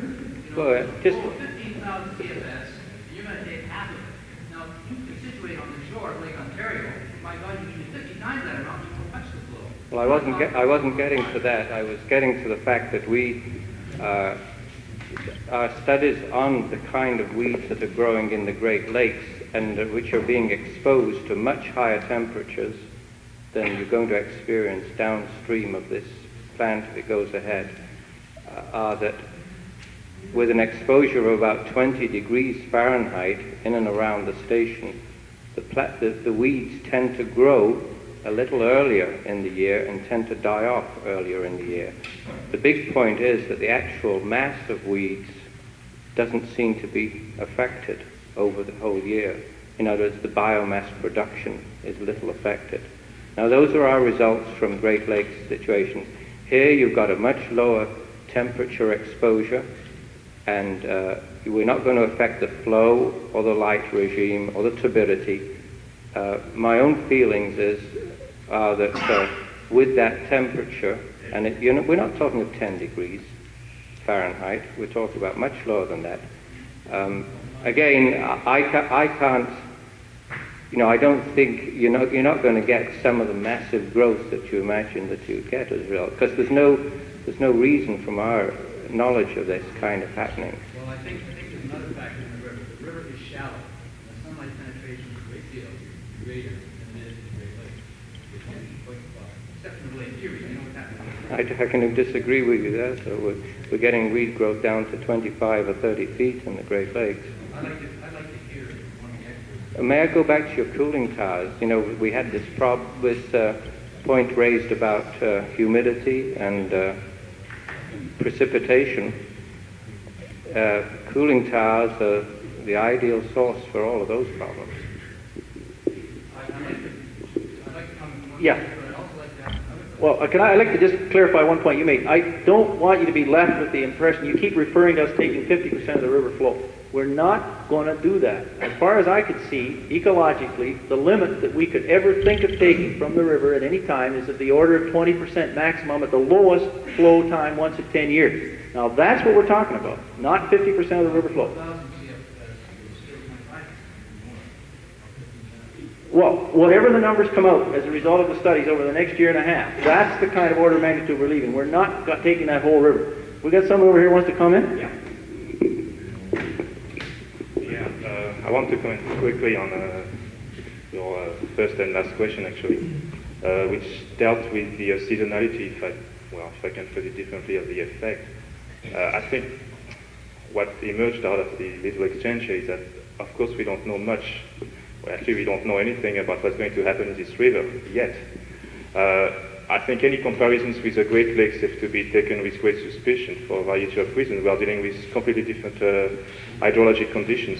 On one hand, a little amount of a reduced amount of water flowing very fast, therefore with a great amount of turbulence and mixing, which actually the turbulence is being very beneficial in this respect because that's going to prevent deoxygenation of the water, which is usually produced by a temperature increase. On the other hand, as you said very rightly, we are not in the Great Lake. The heated water discharge is diluted with a great amount of water volume surrounding it. This is not the case here, and I'm very concerned myself too with what's going to happen not in winter but in summer. To me, summer is a critical period biologically here. Why? First of all, we are dealing with a reduced flow, therefore a greatest proportion of the water volume is going to be directly heated through the cooling system. And secondly, in summer, by definition, the initial water temperature in the river is warmer than at it's at its warmest, of course. In other words, organisms at that time are closer to their upper thermal limit. In other words, are closer to their limits of survival than during the rest of the year, okay, during the fall, for example, early spring. In other words, a 10-degree temperature increase in summer could mean much more than a 10 or 20-degree temperature increase in winter. And actually, I did some study myself, in California in this respect, and that's exactly what I found. That's why, again, there is no magic number. A 10 or 5-degree temperature increase doesn't mean much. You have to know, first of all, what is the initial water temperature you are starting with, and what is going to the temperature increment, because both factors are going to interact together. In other words, to put it maybe more simply, a 2-degree temperature increase applied to a 25-degree Celsius water may create much more damage than a 15-degree increase applied to a 10-degree water. Okay, you see what I mean? So we are talking here with an interaction process. And again, this will have to be looked at in the impact study, which is going to be made hopefully, okay? Because definitely summer to me looks like a very critical period. Now, you made some comments about light penetration. I don't think this is of concern in the Ottawa River at all. I mean, of course it is shallow, but it is fairly turbid, so anyway, it shouldn't interact there. The lowest flow of the river, what is it? 1400 CSF? S, or is it 14,000? It seems to me it is... It's in about 14. Have you got some of those numbers there, Ray?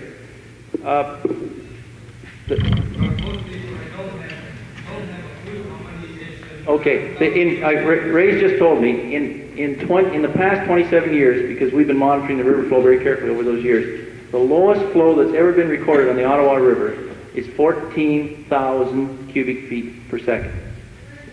That's 14,000 cusecs. That's all from one end to the, that's below where the Madawaska comes in at Shaw Falls.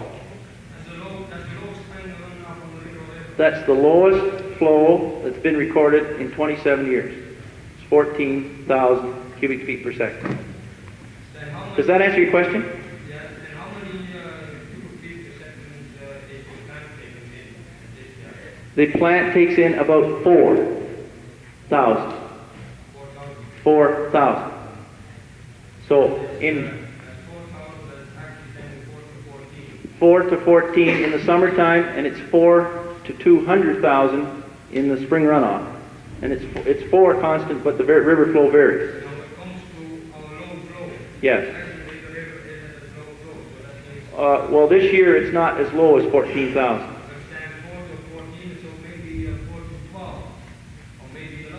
Well, you're saying the flow in the river might be less than it's been ever in the past 27 years.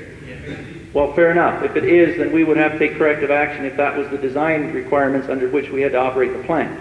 But we have accurate records for the past 27 years, and that's the lowest that's ever been recorded in any month, any day of any month in the 27 years. Yeah. Just relative to what you said, the Conservation Authority makes their predictions on 100-year floods. Why are you not using a 100-year standard? Even though you're only measuring 27, why do you not predict? Well, we will. We will indeed. Perhaps we'll work on 100, although we expect the plant to run only 30 to 50. We'll have to predict on 100. But the, as I said, there is flexibility in this, in the way the plants will run. If a very low flow occurs that results in us exceeding some operating requirement that we must adhere to as part of the Protection Act or the agreements that we have, then we would have to take corrective action. But we feel that designing around the lowest flow, perhaps in the last 27 years, and building margins into that is a reasonably good base to start with at this stage.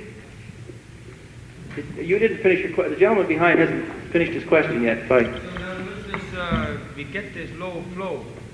That means we stand actually from 4 to 12. Maybe it is 14. But it could be 12 if it is lower, because is the Madawaska rivers they included? Yeah. Is there this other river too? Mississippi River. Yeah. They put a contribution to it too. So here we end up, if there's no water from them, we may end up way lower. And then the water is maybe warming up 5 degrees. Well, we won't. All I could say is you'll set yourself some design parameters and will not allow those to be exceeded when you operate the plant. And if I think 27 years of experience on the Ottawa through all those years is a pretty good base to start with in determining where we're going to go next. But if you're predicting that the Ottawa is going to dry up, you know, we're not the only people with a problem. Do you have a question? If I may, I have 3 separate questions which I would like to ask. One of them is that you've talked about the environmental assessment, and just within the last month or so, I believe the Darlington station has been exempt from environmental assessment review by the government. Would you guarantee that if the government tried to exempt hydro from the environmental assessment review, that hydro would turn down that exemption?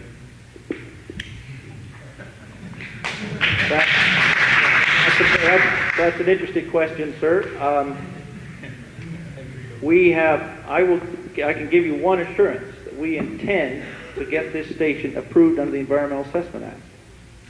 And that the reason that the government would give an exemption is if Ontario Hydro asked for it, and we will not ask for it. Now, let's go back to Darlington. We did at Darlington for very good reasons, and I think you well know as well. We've been in the public participation and environmental assessment process on Darlington for 6 years, and at that time the ground rules were unknown to us. There was no act. It wasn't even a gleam in the legislature's eyes when we started the process of approving Darlington. And we worked away at that on an approved public participation program, which we sent to the government, and they said, well, that's as good as anything else since we don't have any legislation. And we followed that rigorously for 6 years. And 2 months before we finished the 6-year program, they proclaimed the act. 2 months. And secondly, just to make sure, as far as the government was concerned, Darlington was wanted by nearly all the people out there. And that was proven by both municipal elections and provincial elections. And that, to me, convinced the government, not me. Neither did Ontario Hydro. Because we simply made our case and did the job we had to over the previous 6 years. And 2 months before the process was completed, they brought the new act in. And the burden of retroactively applying that act to the Darlington process would have been very, very major in terms of cost and time. Thank you. I'm pleased with your assurance that you will be going through the Environmental Assessment Act process with this plant if it goes ahead. The second thing which I would like from Hydro falls in the employment area, which a gentleman brought up previously, and you referred to you going to the nearest union hiring halls. The fact remains that in the Ottawa Valley, in Lanark County, which surrounds West Carleton, in Renfrew County, which comes close to West Carleton, an awful lot of the construction workers are not unionized. There's an awful lot that are without work. And we presently have a problem or misunderstanding, we'll try and couch it in polite terms, along our present border with the province of Quebec, where Quebec will not allow our pipe fitters and electricians to work in that province, yet they can go and be on the union hiring hall list in Ottawa, and they could come across from Hull and work over here. We would like a bit of a guarantee that the people who are resident in Ontario, and preferably people who live within this region of West Carleton, that part of Renfrew County close to West Carleton, part of Lanark County close to West Carleton, would be given a preference, even if you had to strike an agreement with the unions to bring in people and encourage union membership from non-unions in this area so that they would get on the list and have a preference for work over people who may be on the list but may be non-residents or being brought up from southern Ontario. Could you try and encourage that to happen? Well, I gave you a guarantee on the first one, but I can't on this one. We work with unions. We must. Ontario Hydro is Ontario Hydro's construction projects are closed union shops. Always have been and always will be, as far as I can tell. And that involves some 15 different major journeyman trade unions, and we only hire from the union halls. That's our policy. You remember, we're building in more than here, and across this province, even in Thunder Bay. Well, if you could encourage the hydro to get the unions to come up to this area to convince the local people who may not be union members to join the union so they'll be on the list and there'll be local people who then can get the job. Can you try and encourage that? That we do all the time. We encourage people to join unions if they want to work in our construction. We can ask the unions if they will open new hiring halls in the vicinity where the new job is. Some are willing to do that. Others are somewhat reluctant, particularly the big international, for reasons that you can well guess. With respect to your other problem, I wasn't aware of it before, that is with the workers in Quebec. Yeah, that's a cute question, that one. We have a very good working relationship with Hydro-Quebec. You may not believe that from the way Mr. Levesque is carrying on right now, but at least with Hydro-Quebec, we have a very good understanding. And we're working very hard in Ontario Hydro, and I'm quite serious now, we're working very hard to maintain that good working relationship because we believe it's a small step toward helping keep this country together. Now, whether it does or not is another question. But the point is, I can't see us building a a great big bloody wall down the middle of the Ottawa River and saying anybody who lives on the other side can't join the unions working on this job. I can't see that at this time. No. They've done it. How long have they been doing it? Just since the election? Is that right? Well, I think I think that's a problem that I'm not prepared to deal with this time. But I think it's an extremely interesting point that I'd never have thought of without being at this meeting. May I ask you an easy question, sir? It'll be easy this time, because you can ask me a lot of hard questions. Could you tell me, I've been in Carlson's Bay since '49, sir. That's the first time since I've been there that I've seen the water so low and so full of weeds. Now, could you tell me what the cause of that is? Are the dams being closed, or the dams being broken or something? I can't answer the question specific. To my knowledge, we haven't changed the operation of our facilities on the Ottawa River in any way from the normal practice that we've been doing for 40 years. But imagine if you put a plant there, so the water's that level, you take 20% of your water going through will be swimming in the mud, they won't be in the water. No, it goes back in. We don't take any away. Everything that comes out goes back in. But what I'm driving is this, what is the reason for the water being so low? I'm very sorry, I can't answer it. I really don't know. I'd have to go back and ask our power systems operations people, are the river flows this year lower than normal, and are you operating the dams differently? And I'm almost positive they're not operating the dams any differently than they have in many years past. Well, there's something wrong somewhere. I will attempt to find out, and if you will leave your name, then I will write a reply to you telling you what the situation is on the current regulation of the river. Well, the name is Jobin, Jobin. Could you leave your name with the system? Okay. Well, this lady's been trying This lady here has been trying for a long time. It's all right.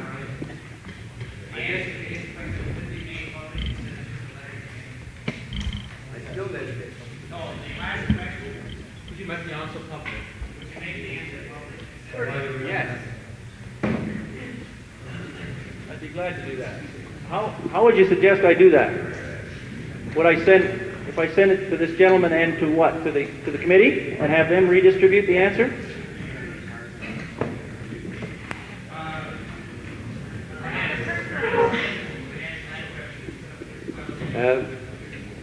I think that you could ask the committee. This is not the last meeting we're going to have. We're going to have, if this nuclear generating station goes ahead, we're going to have many more of these meetings.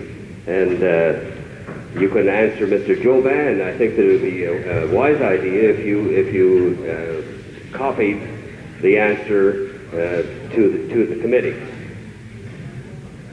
I'm going to have two more questions, one here and one there, and then we're going to have a very fast coffee break, and then we're going to grab our cup of coffee and come back, and let's go back right at it again. How would that be?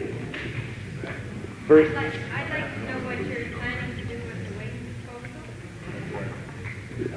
disposal. I had final question, and it was dealing with that very thing. There has been some chat since the last election about waste disposal in the Lanark and in this area, and one of the problems seems that they're not going to put a waste disposal site in this area because we're classified as a seismic 2 waste earthquake area, and they needed a seismic 0.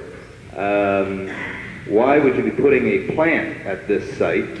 Are you not building it on the rock because on the island because you're afraid earthquakes might disturb it? And is that why you're putting a landfill, because that would cushion any direct effect that would have from rocks? And if you're not going to, where would you store the waste other than in the pools? Or do you have any ideas yet? I have no further questions. Thanks a lot. No, building it on landfill had nothing to do with seismic considerations at all. It was simply a matter of the most economic arrangement of the plant, optimizing lengths of intakes and outfall. The plant is designed to withstand any seismic events that can be postulated in that area. That nuclear plant is designed for all sorts of things that are way beyond what we call the maximum credible accident. It's got to withstand, for example, a 747 jet flying right into the side of it. Nothing else that I know of is designed for that. It has to ride through an earthquake. Everything else, if it was a devastating earthquake came into this area, everything else would be leveled and that plant would be standing, untouched and unaffected, because that's a design requirement from Ottawa on the ACB.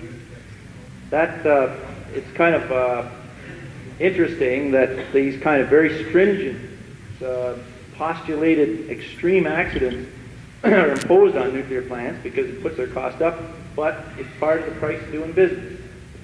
But that assurance can be provided absolutely that this plant will ride through any earthquake it can be ever foreseen for this area. Now, with respect to the long-term disposal of our radiated fuel, I think maybe I'll ask you to answer that. Well, there hasn't been any site selected yet for the disposal of radiated fuel or radioactive waste. But one of the guidelines or criteria that would be established for such a site, of a disposal site, would be that it be in an area of low seismic activity. And the reason for that is that the disposal site would have to be such that you could have good assurance that it would be there for a very long period of time, much longer than the nuclear station would ever be there. And so it's prudent to look for a site that has very low seismic activity. And if there were any areas in this region that had been considered, I'm sure that we were only considered, or one of the parameters in the consideration was this seismic thing, and if they were excluded, then perhaps it was because this is seismic zone 2. But there's been no site selected yet anyway. But the reason seismic is important is the long-term effects, the long-term requirements for waste disposal. It's easy to see that there are still an awful lot of questions. Let's have a coffee break, but in order that in case we don't get to all of the questions that may be a requirement to answer, I have a pad here, and if you put your name and address and your question down on this while we're having a coffee, and let's name a time, 10 minutes. If we do not get around to answering your question, I'm sure the Ontario Hydro people or our specialists here will get back to you and to the committee, and we'll have to try and find, I guess, Mr. Chairman, some way of getting all of these questions back to the people. 10 minutes. And don't forget the list. I'm sorry, I missed that. Ed Durkin.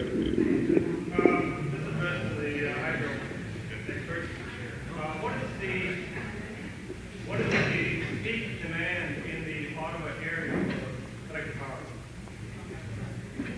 Perhaps our area manager is still here. Can you answer that? I think he snuck out the back door. I'm sorry, Mr. Durgan. I can't give you the answer in megawatts. I can only tell you that Ottawa is the second fastest growing load area in the province of Ontario today.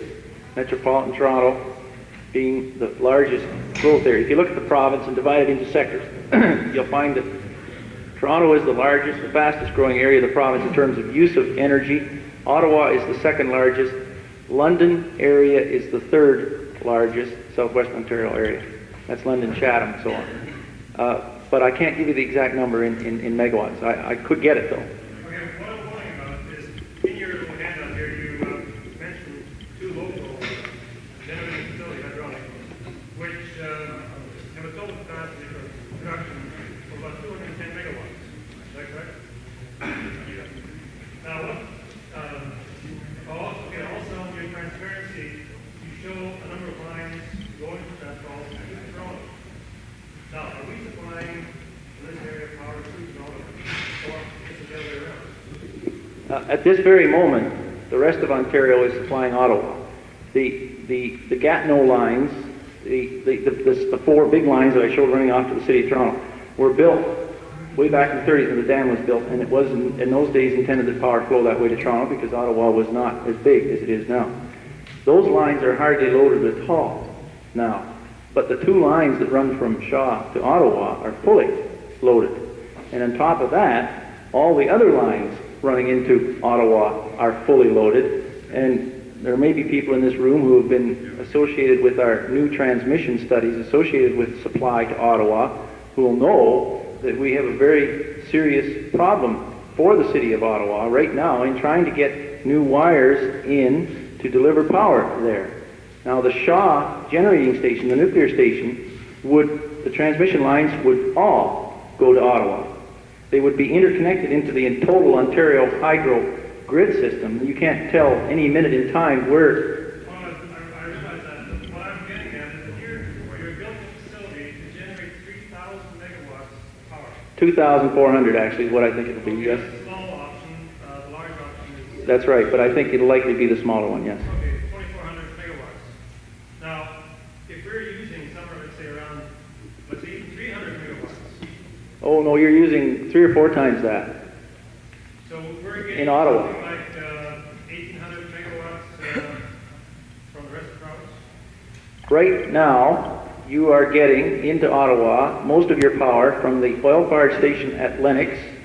You're getting 1,000 megawatts delivered through the system from the Beauharnois purchase from Hydro-Quebec, and the balance of the power is flowing easterly from our stations on Lake Ontario. Everything flows into Ottawa at the moment because there is no generation in the vicinity of that very large load. Now my guess, I didn't want to quote a number to you in megawatts, but Ottawa is a large consumer of power, and there is no capacity in the vicinity. It's many times larger than what these small dams on the river can supply. Does that go some way towards answering? Yeah, that was a major concern, because I was curious whether it wouldn't be simpler to build if the demand is staying in the Toronto area, whether it wouldn't be simpler to build an additional reactor facility next to an existing one where you have the fuel handling. We are doing that, in fact. Oh, okay. The other thing on the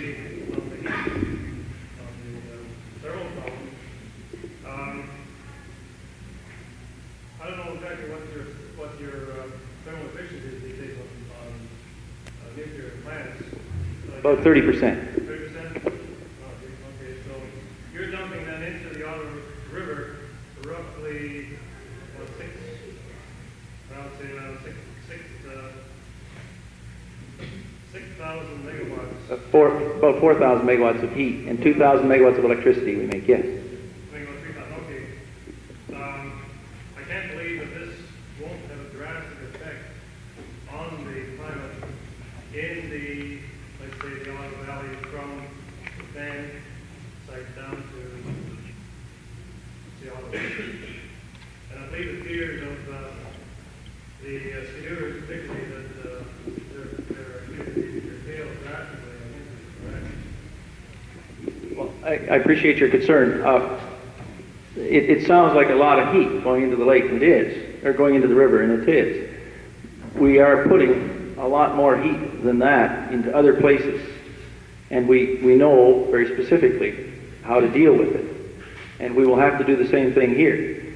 However, I think maybe you may be leading up to a question that's of great importance to me, is how else could we utilize that energy, and that is front and center one of the most important issues that we are looking at right now in Ontario Hydro. This issue of coal generation, as it's called. That is, instead of simply discarding that energy into the river, how else can it be utilized to the benefit of all the people? And as you may have heard, there are some major development studies and some preliminary feelers being put out by the government and by under private enterprise to put a lot of acres under glass and use this warm water for greenhousing operations. Because the greenhousing business is hurting very badly, both down where I come from around Leamington and also in the Holland Marsh area because of the escalating cost of natural gas and oil. So there is a real potential where these thermal stations are located, particularly nuclear ones, because they run far more often, far more frequently on a time basis, to use this energy for practical application. You're aware of the number of studies that have been done exactly what you mentioned? Yeah. Well, we paid for some of them, yeah. Malcolm Wells? Wells. I wonder, with all the importance of the environment factors on this thing, if you're talking about the studies that Hydro is going to do, why doesn't Hydro use independent studies? Surely you're starting from a fixed premise of what you want to do. Why don't you use some of your money to hire independent studies on these environment things? Well, the short answer is we do, but I'll let Ray speak to that. The great majority of our expenditure on environmental studies connected with the water environment is actually put out to private consultants.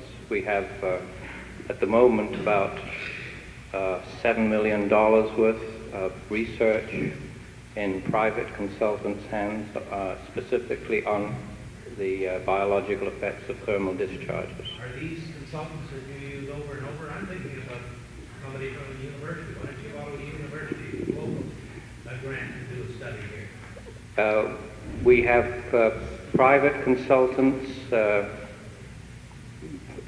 responsible to my section. Over the last 3 or 4 years, I've had about 12 contracts to individual university professors doing specific studies on thermal studies at the University of Toronto, University of Guelph, Lakehead University, Royal Military College. Several of these studies are being carried out.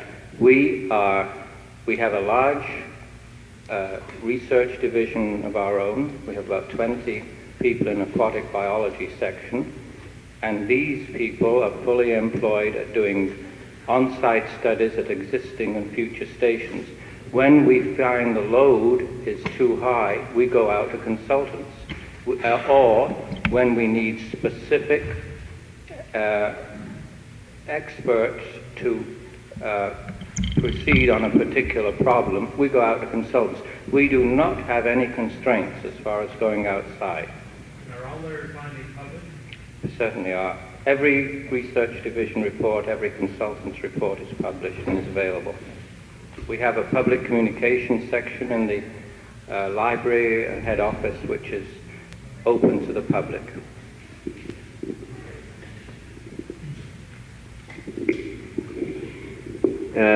We have one of our resident experts that would like to make a comment on one of the questions, I think, just before I cut everybody off for coffee.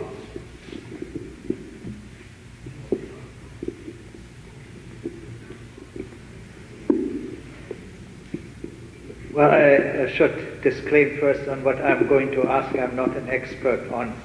I'm just asking this as a concerned person. I was very glad to hear you speak about the use of heat which one can make, because it's really quite strange that we are here worrying about disposing heat, and everybody else worries about using gaining heat and energy. I'm not entirely convinced by the argument which you made in the beginning that this is the only place, or one of the few places, where one could build a power station. I think the argument that you own the land and that it would take another 2 years to go ahead with a project which is scheduled to last for 50 years is perhaps, well, may I say, a bit small. And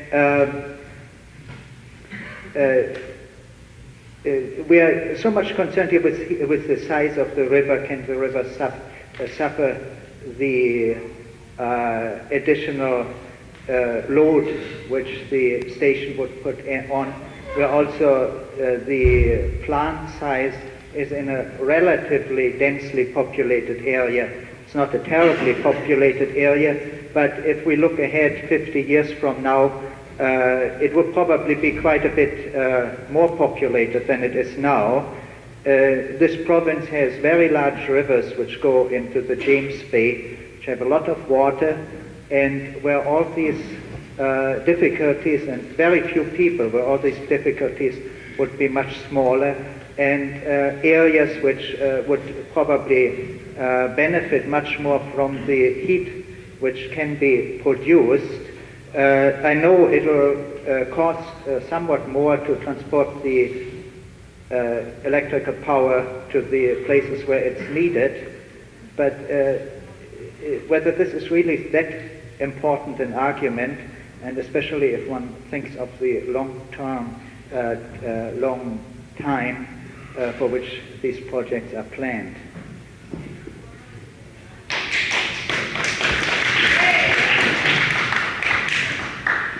Well, there's quite a few questions there, but there's one or two I feel I have to respond to. The suggestion is made that, well, we should just head way up north and build everything up there and deliver the power down to the south down here. And yeah, well, that's not the problem. The people who live up there think just about the same way that you do. We've got a lot of experience up in the north. We have built dams all the way up to James Bay, and we have one major hydraulic development in the far north of Ontario on the Albany River, which is the only one with any potential left. It requires 15 power dams and 2 major river diversions, and we've been told point blank, there's no way. The Treaty 9 Indians have full rights up there, and there's no way we're going to get near it. And on top of that, I think right front and center in your newspapers right now, you've all been reading about the Justice Patrick Hart's new commission on the north above the 50th parallel. That was sparked by a major development proposed by Reed Paper Company, as you know, and now includes everything. Dams, power stations, nuclear power stations, pulp and paper complexes, mining, the lot. And that inquiry is going to last, as far as I can tell, 3 or 4 years, and in that period of time, nothing is going to happen. Nothing. And I can assure you, right now we have a small coal-burning power station proposed at Atikokan, Ontario, which is about 140 miles west of Thunder Bay, quite a ways north. It burns the lowest sulfur coal we can find anywhere in Canada. It's a small plant. It's the most modern plant we can design, and we're running head-on into some pretty strong opposition. So life is not easy anywhere, and you're right, the cost of building plants up there is prohibitively high.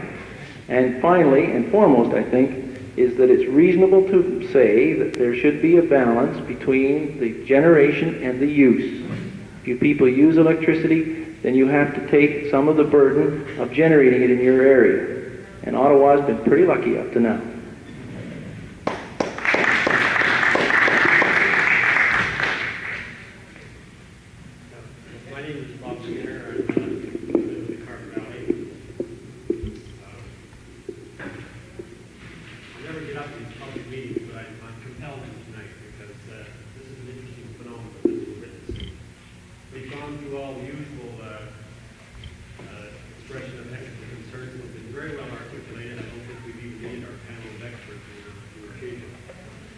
And they touch on radioactive waste disposal. This is the current issue. Safety factors related to plant failure and so on. Thermalization, how to get rid of mosquitoes, which is an interesting phenomenon because you see most environmentalists like to think that snowmobiles are environmental disruption, so they're caught on the horns of the dilemma on that. Maybe we could say cross-country skiers.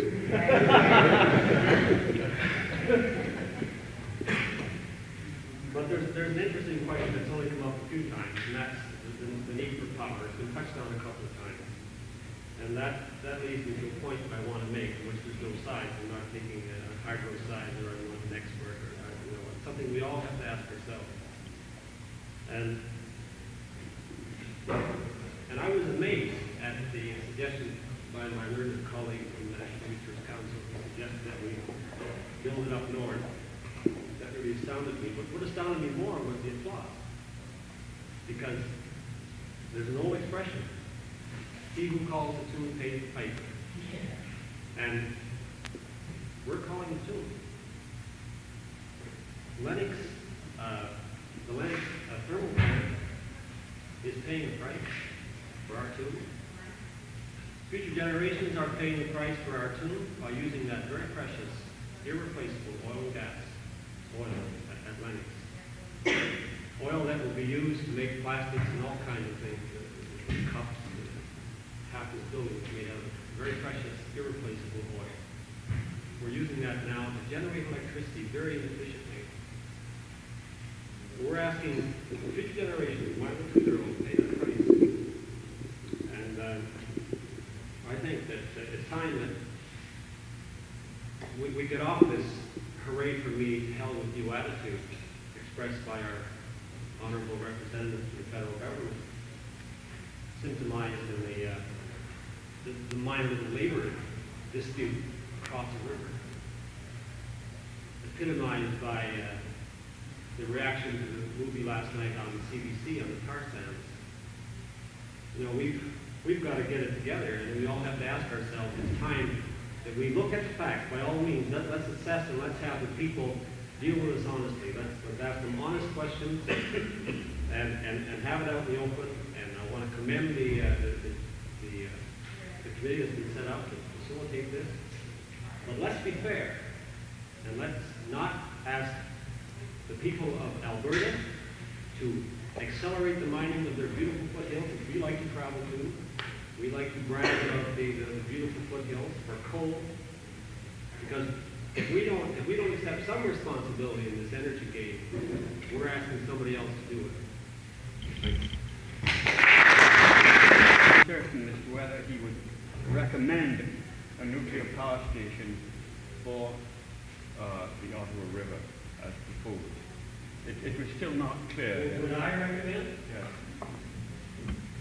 Not until I have gone through all the facts. We haven't done the studies. We haven't done studies on seismicity. We haven't done studies, at least they haven't done studies to satisfy me that they can guarantee the discharge requirements, shutdown time won't be so long that it will negate the economics of the plant and all these other arguments. I'm not satisfied that there won't be severe icing problems mixed in with the dam that will present them with economic problems and mitigating that concern. Also the open water problem. These are lesser concerns. But basic economics, I'm not convinced. I think it may take care of itself. But purely on the basis of discharge, I don't know. I can't say without further information. So I'm not one way or the other. I live in the valley. I have a vested interest in that sense, in the sense that I don't want something disruptive to my lifestyle. But I'm prepared to pay the price if I see that it's not a danger to everyone in the community. I wonder if I might add a few points. I'm sure most people are aware of why Ontario Hydro is advocating a primarily nuclear program for at least the generation of the bulk of our electricity over the next number of years. Uranium, as you know, has no other use. There's lots of it, we believe, in the ground, and there's no other practical application. As the gentleman correctly pointed out, there are a heck of a lot of applications for oil and coal and gas, and we burn those extremely reluctantly, I may add. However, to mitigate the impact somewhat, at Lennox, we burn what is known as residual oil. This is the bottoms out of the refinery. The crude oil goes through the refinery, and they take the high-octane jet fuel, and they take gasoline and heating oil and lubricants, and what's left in the bottom is a thick tar. Now, it's true, I think our technology will advance in time to, in fact, utilize this tar. At the moment, it hasn't, and we burn the tar. And this is of a convenience to the refiners of Ontario who make the gasoline that we use in our cars to be able to get rid of this gunk, because all the pavement on all the highways in Ontario wouldn't begin to use the amount that's left over from production of heating oil and gasoline. But the basic premise is fundamental to my concept of planning an Ontario Hydro system, which is do not use non-renewable resources. It's the wrong way to use them. Electricity can be made either by natural methods, that's hydraulic, generated by rainfall, or nuclear power, which is, we believe, the safest, cleanest, and most economic method for generating electricity for this province. And we've proved it. We're convinced we proved it because we've been in the business long enough to know what we're talking about. However, I will go on and say one other thing. You have to know what we're talking about. However, I will go on and say one other thing. It isn't the only ultimate answer. We're going to need all energy forms in the future. And we are researching solar energy in Ontario Hydro. We believe the first application will be in your hot water heater. I think you'll wince a bit when you see the price of that hot water heater. You know now you get it on a monthly lease or fairly low rate from your PUEC. A solar heated hot water heater will cost you on the first cost $1,500 to $2,000, but thereafter, when you put it in, you won't be paying for the electricity or the natural gas or however you heat your hot water. And everybody in this province not only has to conserve and really conserve, but everybody in this province is going to have to go back for 10 years. It's a pretty tough decision. Now, I think in time that decision will get easier as these things get cheaper. The lady back in the back corner that has been trying to say something. Yeah. Could you identify yourself for one? Right. I think someone on that side of the panel can tell me if the people of Ontario really conserve and not supposedly think that we are conserving now up to hydro standards. Well, I don't think we are.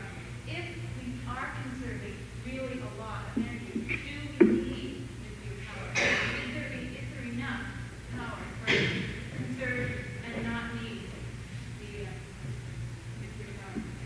Somebody else like to answer that. I'd love to answer that.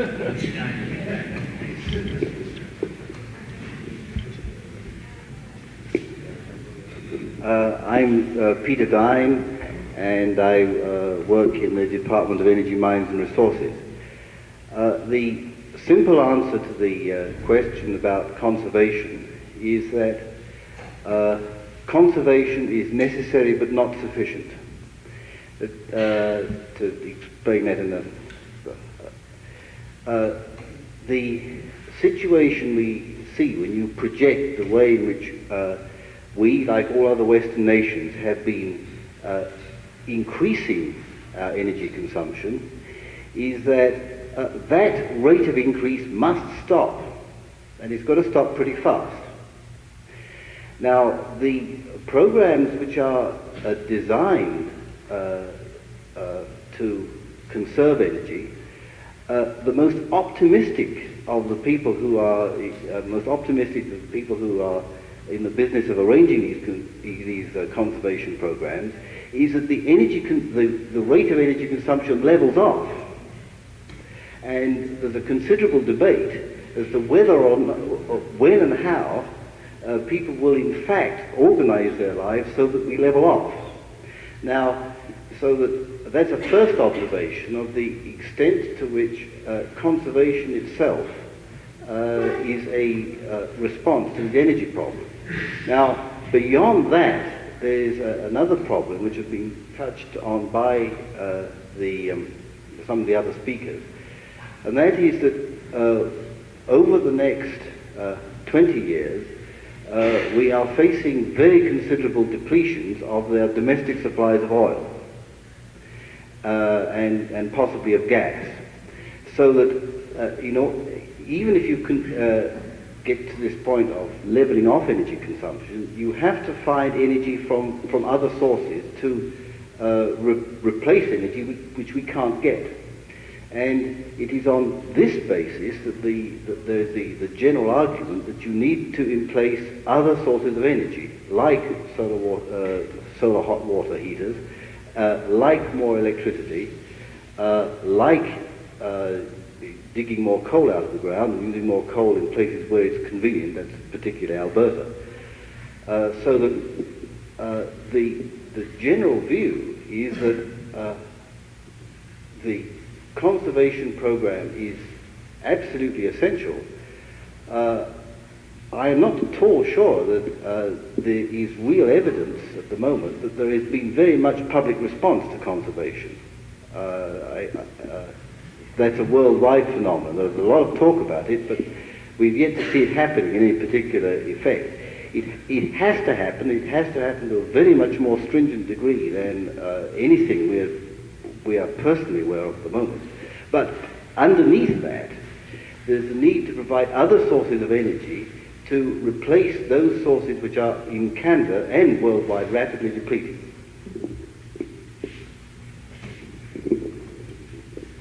Yes, the lady back here. May I ask again?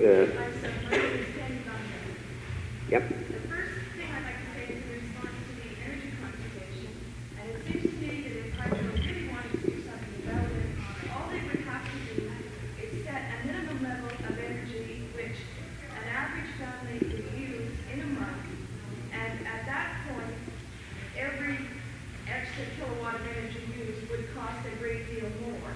So the users of only a little bit of energy who were actually trying to conserve would pay a minimum monthly amount, and those people who used a great deal more would pay a great deal more for that extra energy.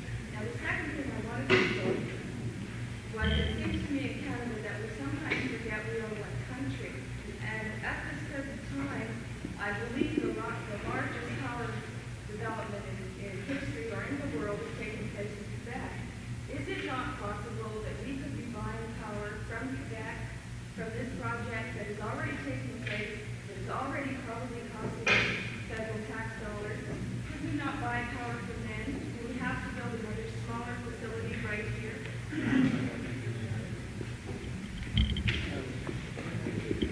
Those are two very good questions. The answer to your first question is a very difficult one. We have recently gone through a process of public hearings in Toronto before the Ontario Energy Board. We're a regulated utility, and any changes we make, both in our rates or in our rate structure, have to have hearings. And there was a very long, protracted hearing this spring in Toronto on the costing and pricing study. And the costing and pricing revision turns all the ways that the proposal turns all the ways that we bill the customer on its ear. But my goodness, when you have a public hearing on this and everybody starts to look at it and feel the bite, there were one heck of a lot of people got in on the act, and it was a very, as I say, a very long, protracted thing. Now, it's probably the right thing in the long run, but to suddenly change overnight is going to be extremely difficult. But you've got the direction that I think we're going to be going, and it's right. However, I got to qualify that by saying you can't forcefully restrict people's way they live. You can't start going around arbitrating, you must do this, you must do that. You can't force people's lives in a certain way. If a single mother wants to dry her clothes at the peak hour of the day because she's been working all day and she comes home and she can only do the wash then, and she's told she can't because that's a peak hour, then that's restricting her freedom of choice probably more than she would appreciate. And so I just raise that as an example that you're treading a very careful line here, that you, A, don't interfere with people's personal lives and their choices, but secondly, you try and make price reflect consumption. Now, on your second half of your question on James Bay, the short answer is there ain't no power to be bought, and we've tried. Well, Mr. Levesque will tell you that, but we have bought since 1930s, from the Beauharnois generating station and from some of the Ottawa River stations. We've been buying power through fixed contracts for many years, and those contracts are all coming to an end because Quebec needs the power, and Hydro-Quebec and the province of Quebec will. Maybe Peter from EMR knows better than I, but I believe that the total output of James Bay will be required during the winter peak of the province of Quebec very soon after the development is complete. Now, you've all heard, I'm sure, about this massive sale to the United States, but I believe that that's what we call a diversity exchange, or most of it is in the summer, which means the point I was making earlier, that in Canada, everybody needs all the power we can make because we're a cold climate country.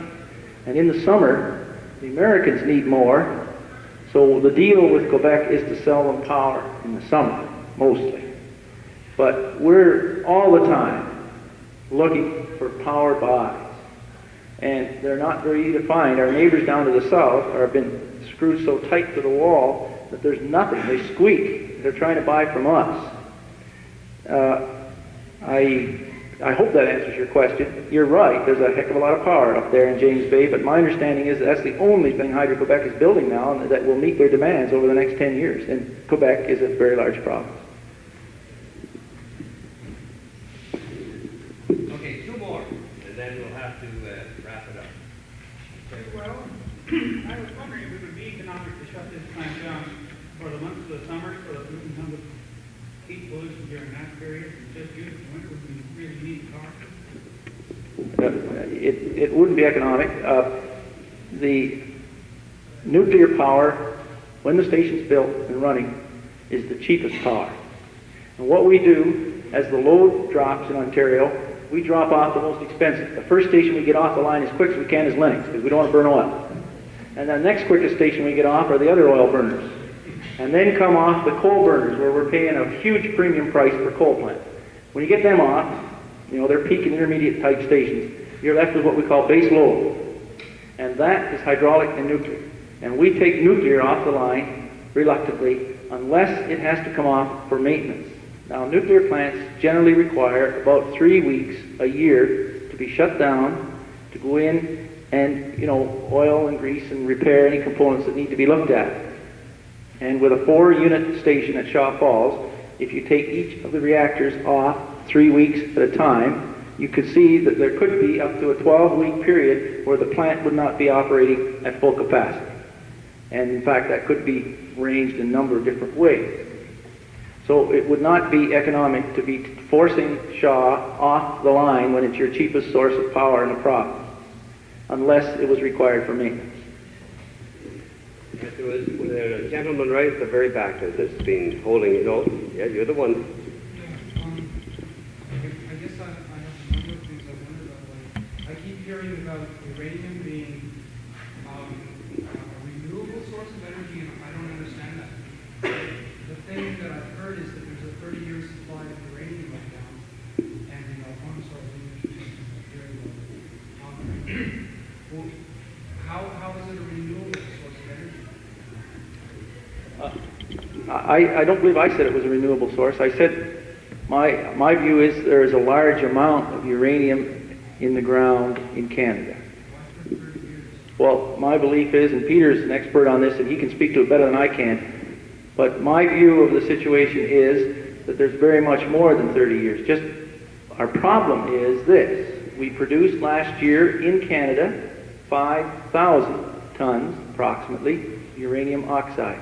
We consumed in Canada last year 500 tons. The difference, which was 4,500 tons, went out of the country on export. Now, if we keep doing that, same problem with oil and gas and every natural resource we've got. If we keep doing that for many, many years, we are going to have a problem. And as a utility, I'm a little selfish in my viewpoint on this. However, there is a lot of uranium in the ground and a lot more being found, particularly in northern Saskatchewan. And we believe that there is a supply of uranium that will take us well into the next century. Some people in Saskatchewan are saying that. There is one mine in production now, one under development, and there's a public hearing in, I'm not sure if it's completed yet. Is around the sort of, like, in terms of thermodynamics, like why are we using electricity? Because it's my understanding that it's probably the least economical form of energy to be using for things like space heating, water heating, practically anything except running light bulbs and communications equipment. Why are we talking about stepping up electricity production as opposed to low quality, high quantity heat sources like solar? Well, we're doing the best we can on solar. It isn't here today. It's in view, but it's not to hand, solar generation. Electricity, pardon me? Oh, I know lots of people are doing it too, but it's a very developmental type process. What's the budget for Ontario Hydro for solar? What's the what? Budget for developing solar power from Ontario Hydro? I can't tell you the budget. I told you earlier, I believe that we were concentrating firstly on hot water heaters because we can see a fairly immediate return on that investment. But we could well ask, should the electrical ratepayers of this province, the people who buy electricity, should they pay for the development of all of these new methods of energy, or should it be derived from other sources of revenue? Now that's another question perhaps we shouldn't get into. But I think I dispute one other point you made. I regard electricity as the highest form of energy. You can do anything, as in terms of facility, use, and flexibility. And when Peter was talking earlier about what fills the gap when the oil and gas starts to run down, the answer is the railways will be electrified. Now, you may not agree that that's a good thing to do, but I don't think solar panels will run the railways. The Toronto Transit Commission is a good example of the use of electricity to move lots of people around. I think I can see battery-driven cars, or at least inertial cars, and you'll be pulling into an Ontario Hydro stop on 401 to recharge your batteries or speed your stored energy device up. All of these future uses of electricity are the things that are the gap fillers, as we call them. And that's why I believe that there will be more electricity used in the future, not less. I'm sorry, I don't lay down the rules of the Carleton School Board and we're going to get thrown out. I would like to thank, firstly, all you people for coming out. It's most encouraging to the committee.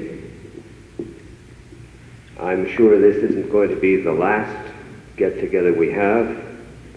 I would like to thank the Ontario Hydro people for sparing their time.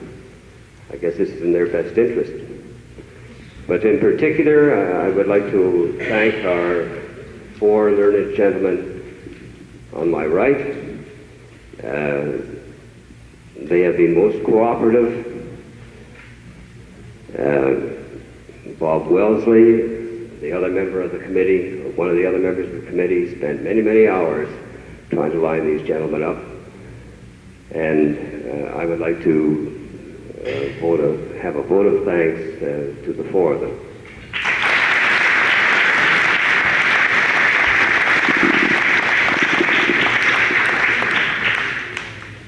If there are any other questions that people have that they haven't had answered, and we still have some that are on this list here, possibly you could jot them down with your name and address.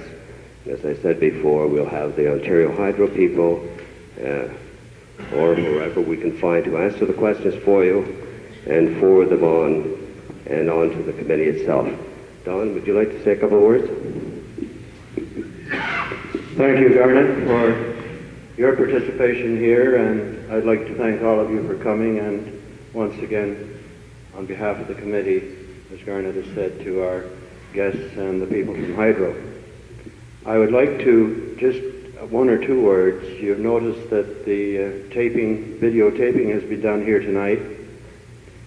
The committee is setting up a procedure in cooperation with Ottawa Cablevision and Algonquin College to tape the meetings that are here, plus other events that will take place around the area. The purpose of this, that these tapes will be monitored to pick out the questions that will be put on separate tapes by themselves, that they will be presented at future meetings, and also, as Garnet mentioned before, some of the answers, of course, have been recorded.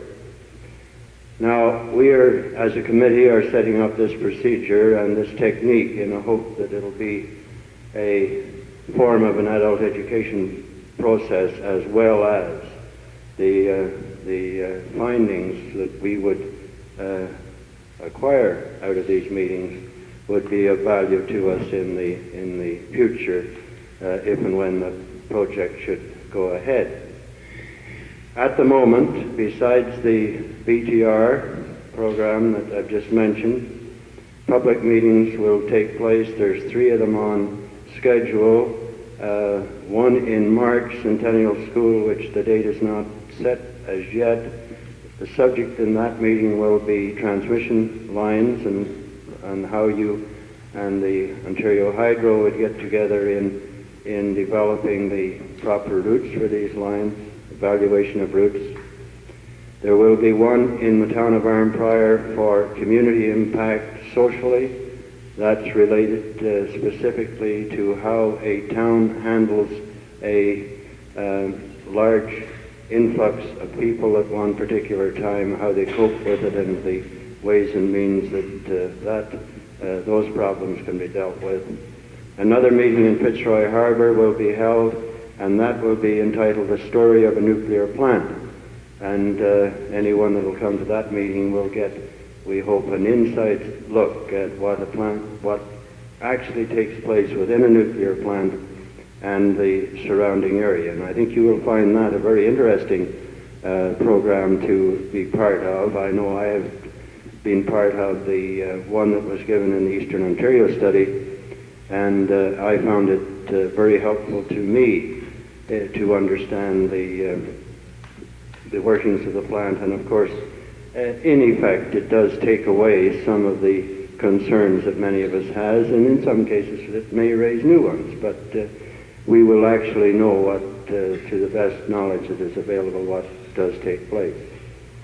Now, we will be continuing work as a committee for the next period of time. If Ontario Hydro at some future date decides that there is obstructions in the area that would eliminate the possibility of the plant, then of course the work of the committee would be over very quickly. But I think the experience of going through this would be worthwhile just on the chance that the plant would go ahead. There's also the other factor that it certainly doesn't hurt any of us to have a little broader knowledge of the world around us, and of course this is something that we're sure going to develop in this program. So I would like, in closing, to thank all of you for coming, and we will try to get these replies out to you and these questions. We will be receiving suggestions from you, I hope, on methods of future meetings. This meeting was strictly advertised by the mail carriers. We did this very deliberately because we wanted to concentrate on the input from the people in this particular area. Now, we don't know what's going to happen in the next meetings, how we'll proceed there. When we go outside the township of West Carleton, of course, we have to depend on other sources of getting the names and addresses of the people involved. It was no problem for us in West Carleton because we just went to the tax roll. We know you all pay taxes, and we just took your names off that. I don't know whether we can ask the other municipalities for that cooperation or not. In the public advertising, you would quite, I think, recognize that we do have that very large scope, and the meetings will tend to be monopolized to a certain degree by people who have other interests than those of what is the major concerns of the people that live here. So I hope that you people in this ward will help us along with the project that we've undertaken, and certainly if you have any suggestions for us, don't hesitate to contact a member of the committee or to myself to pass that along. Thank you very much again for coming. Oh, he needs a good answer.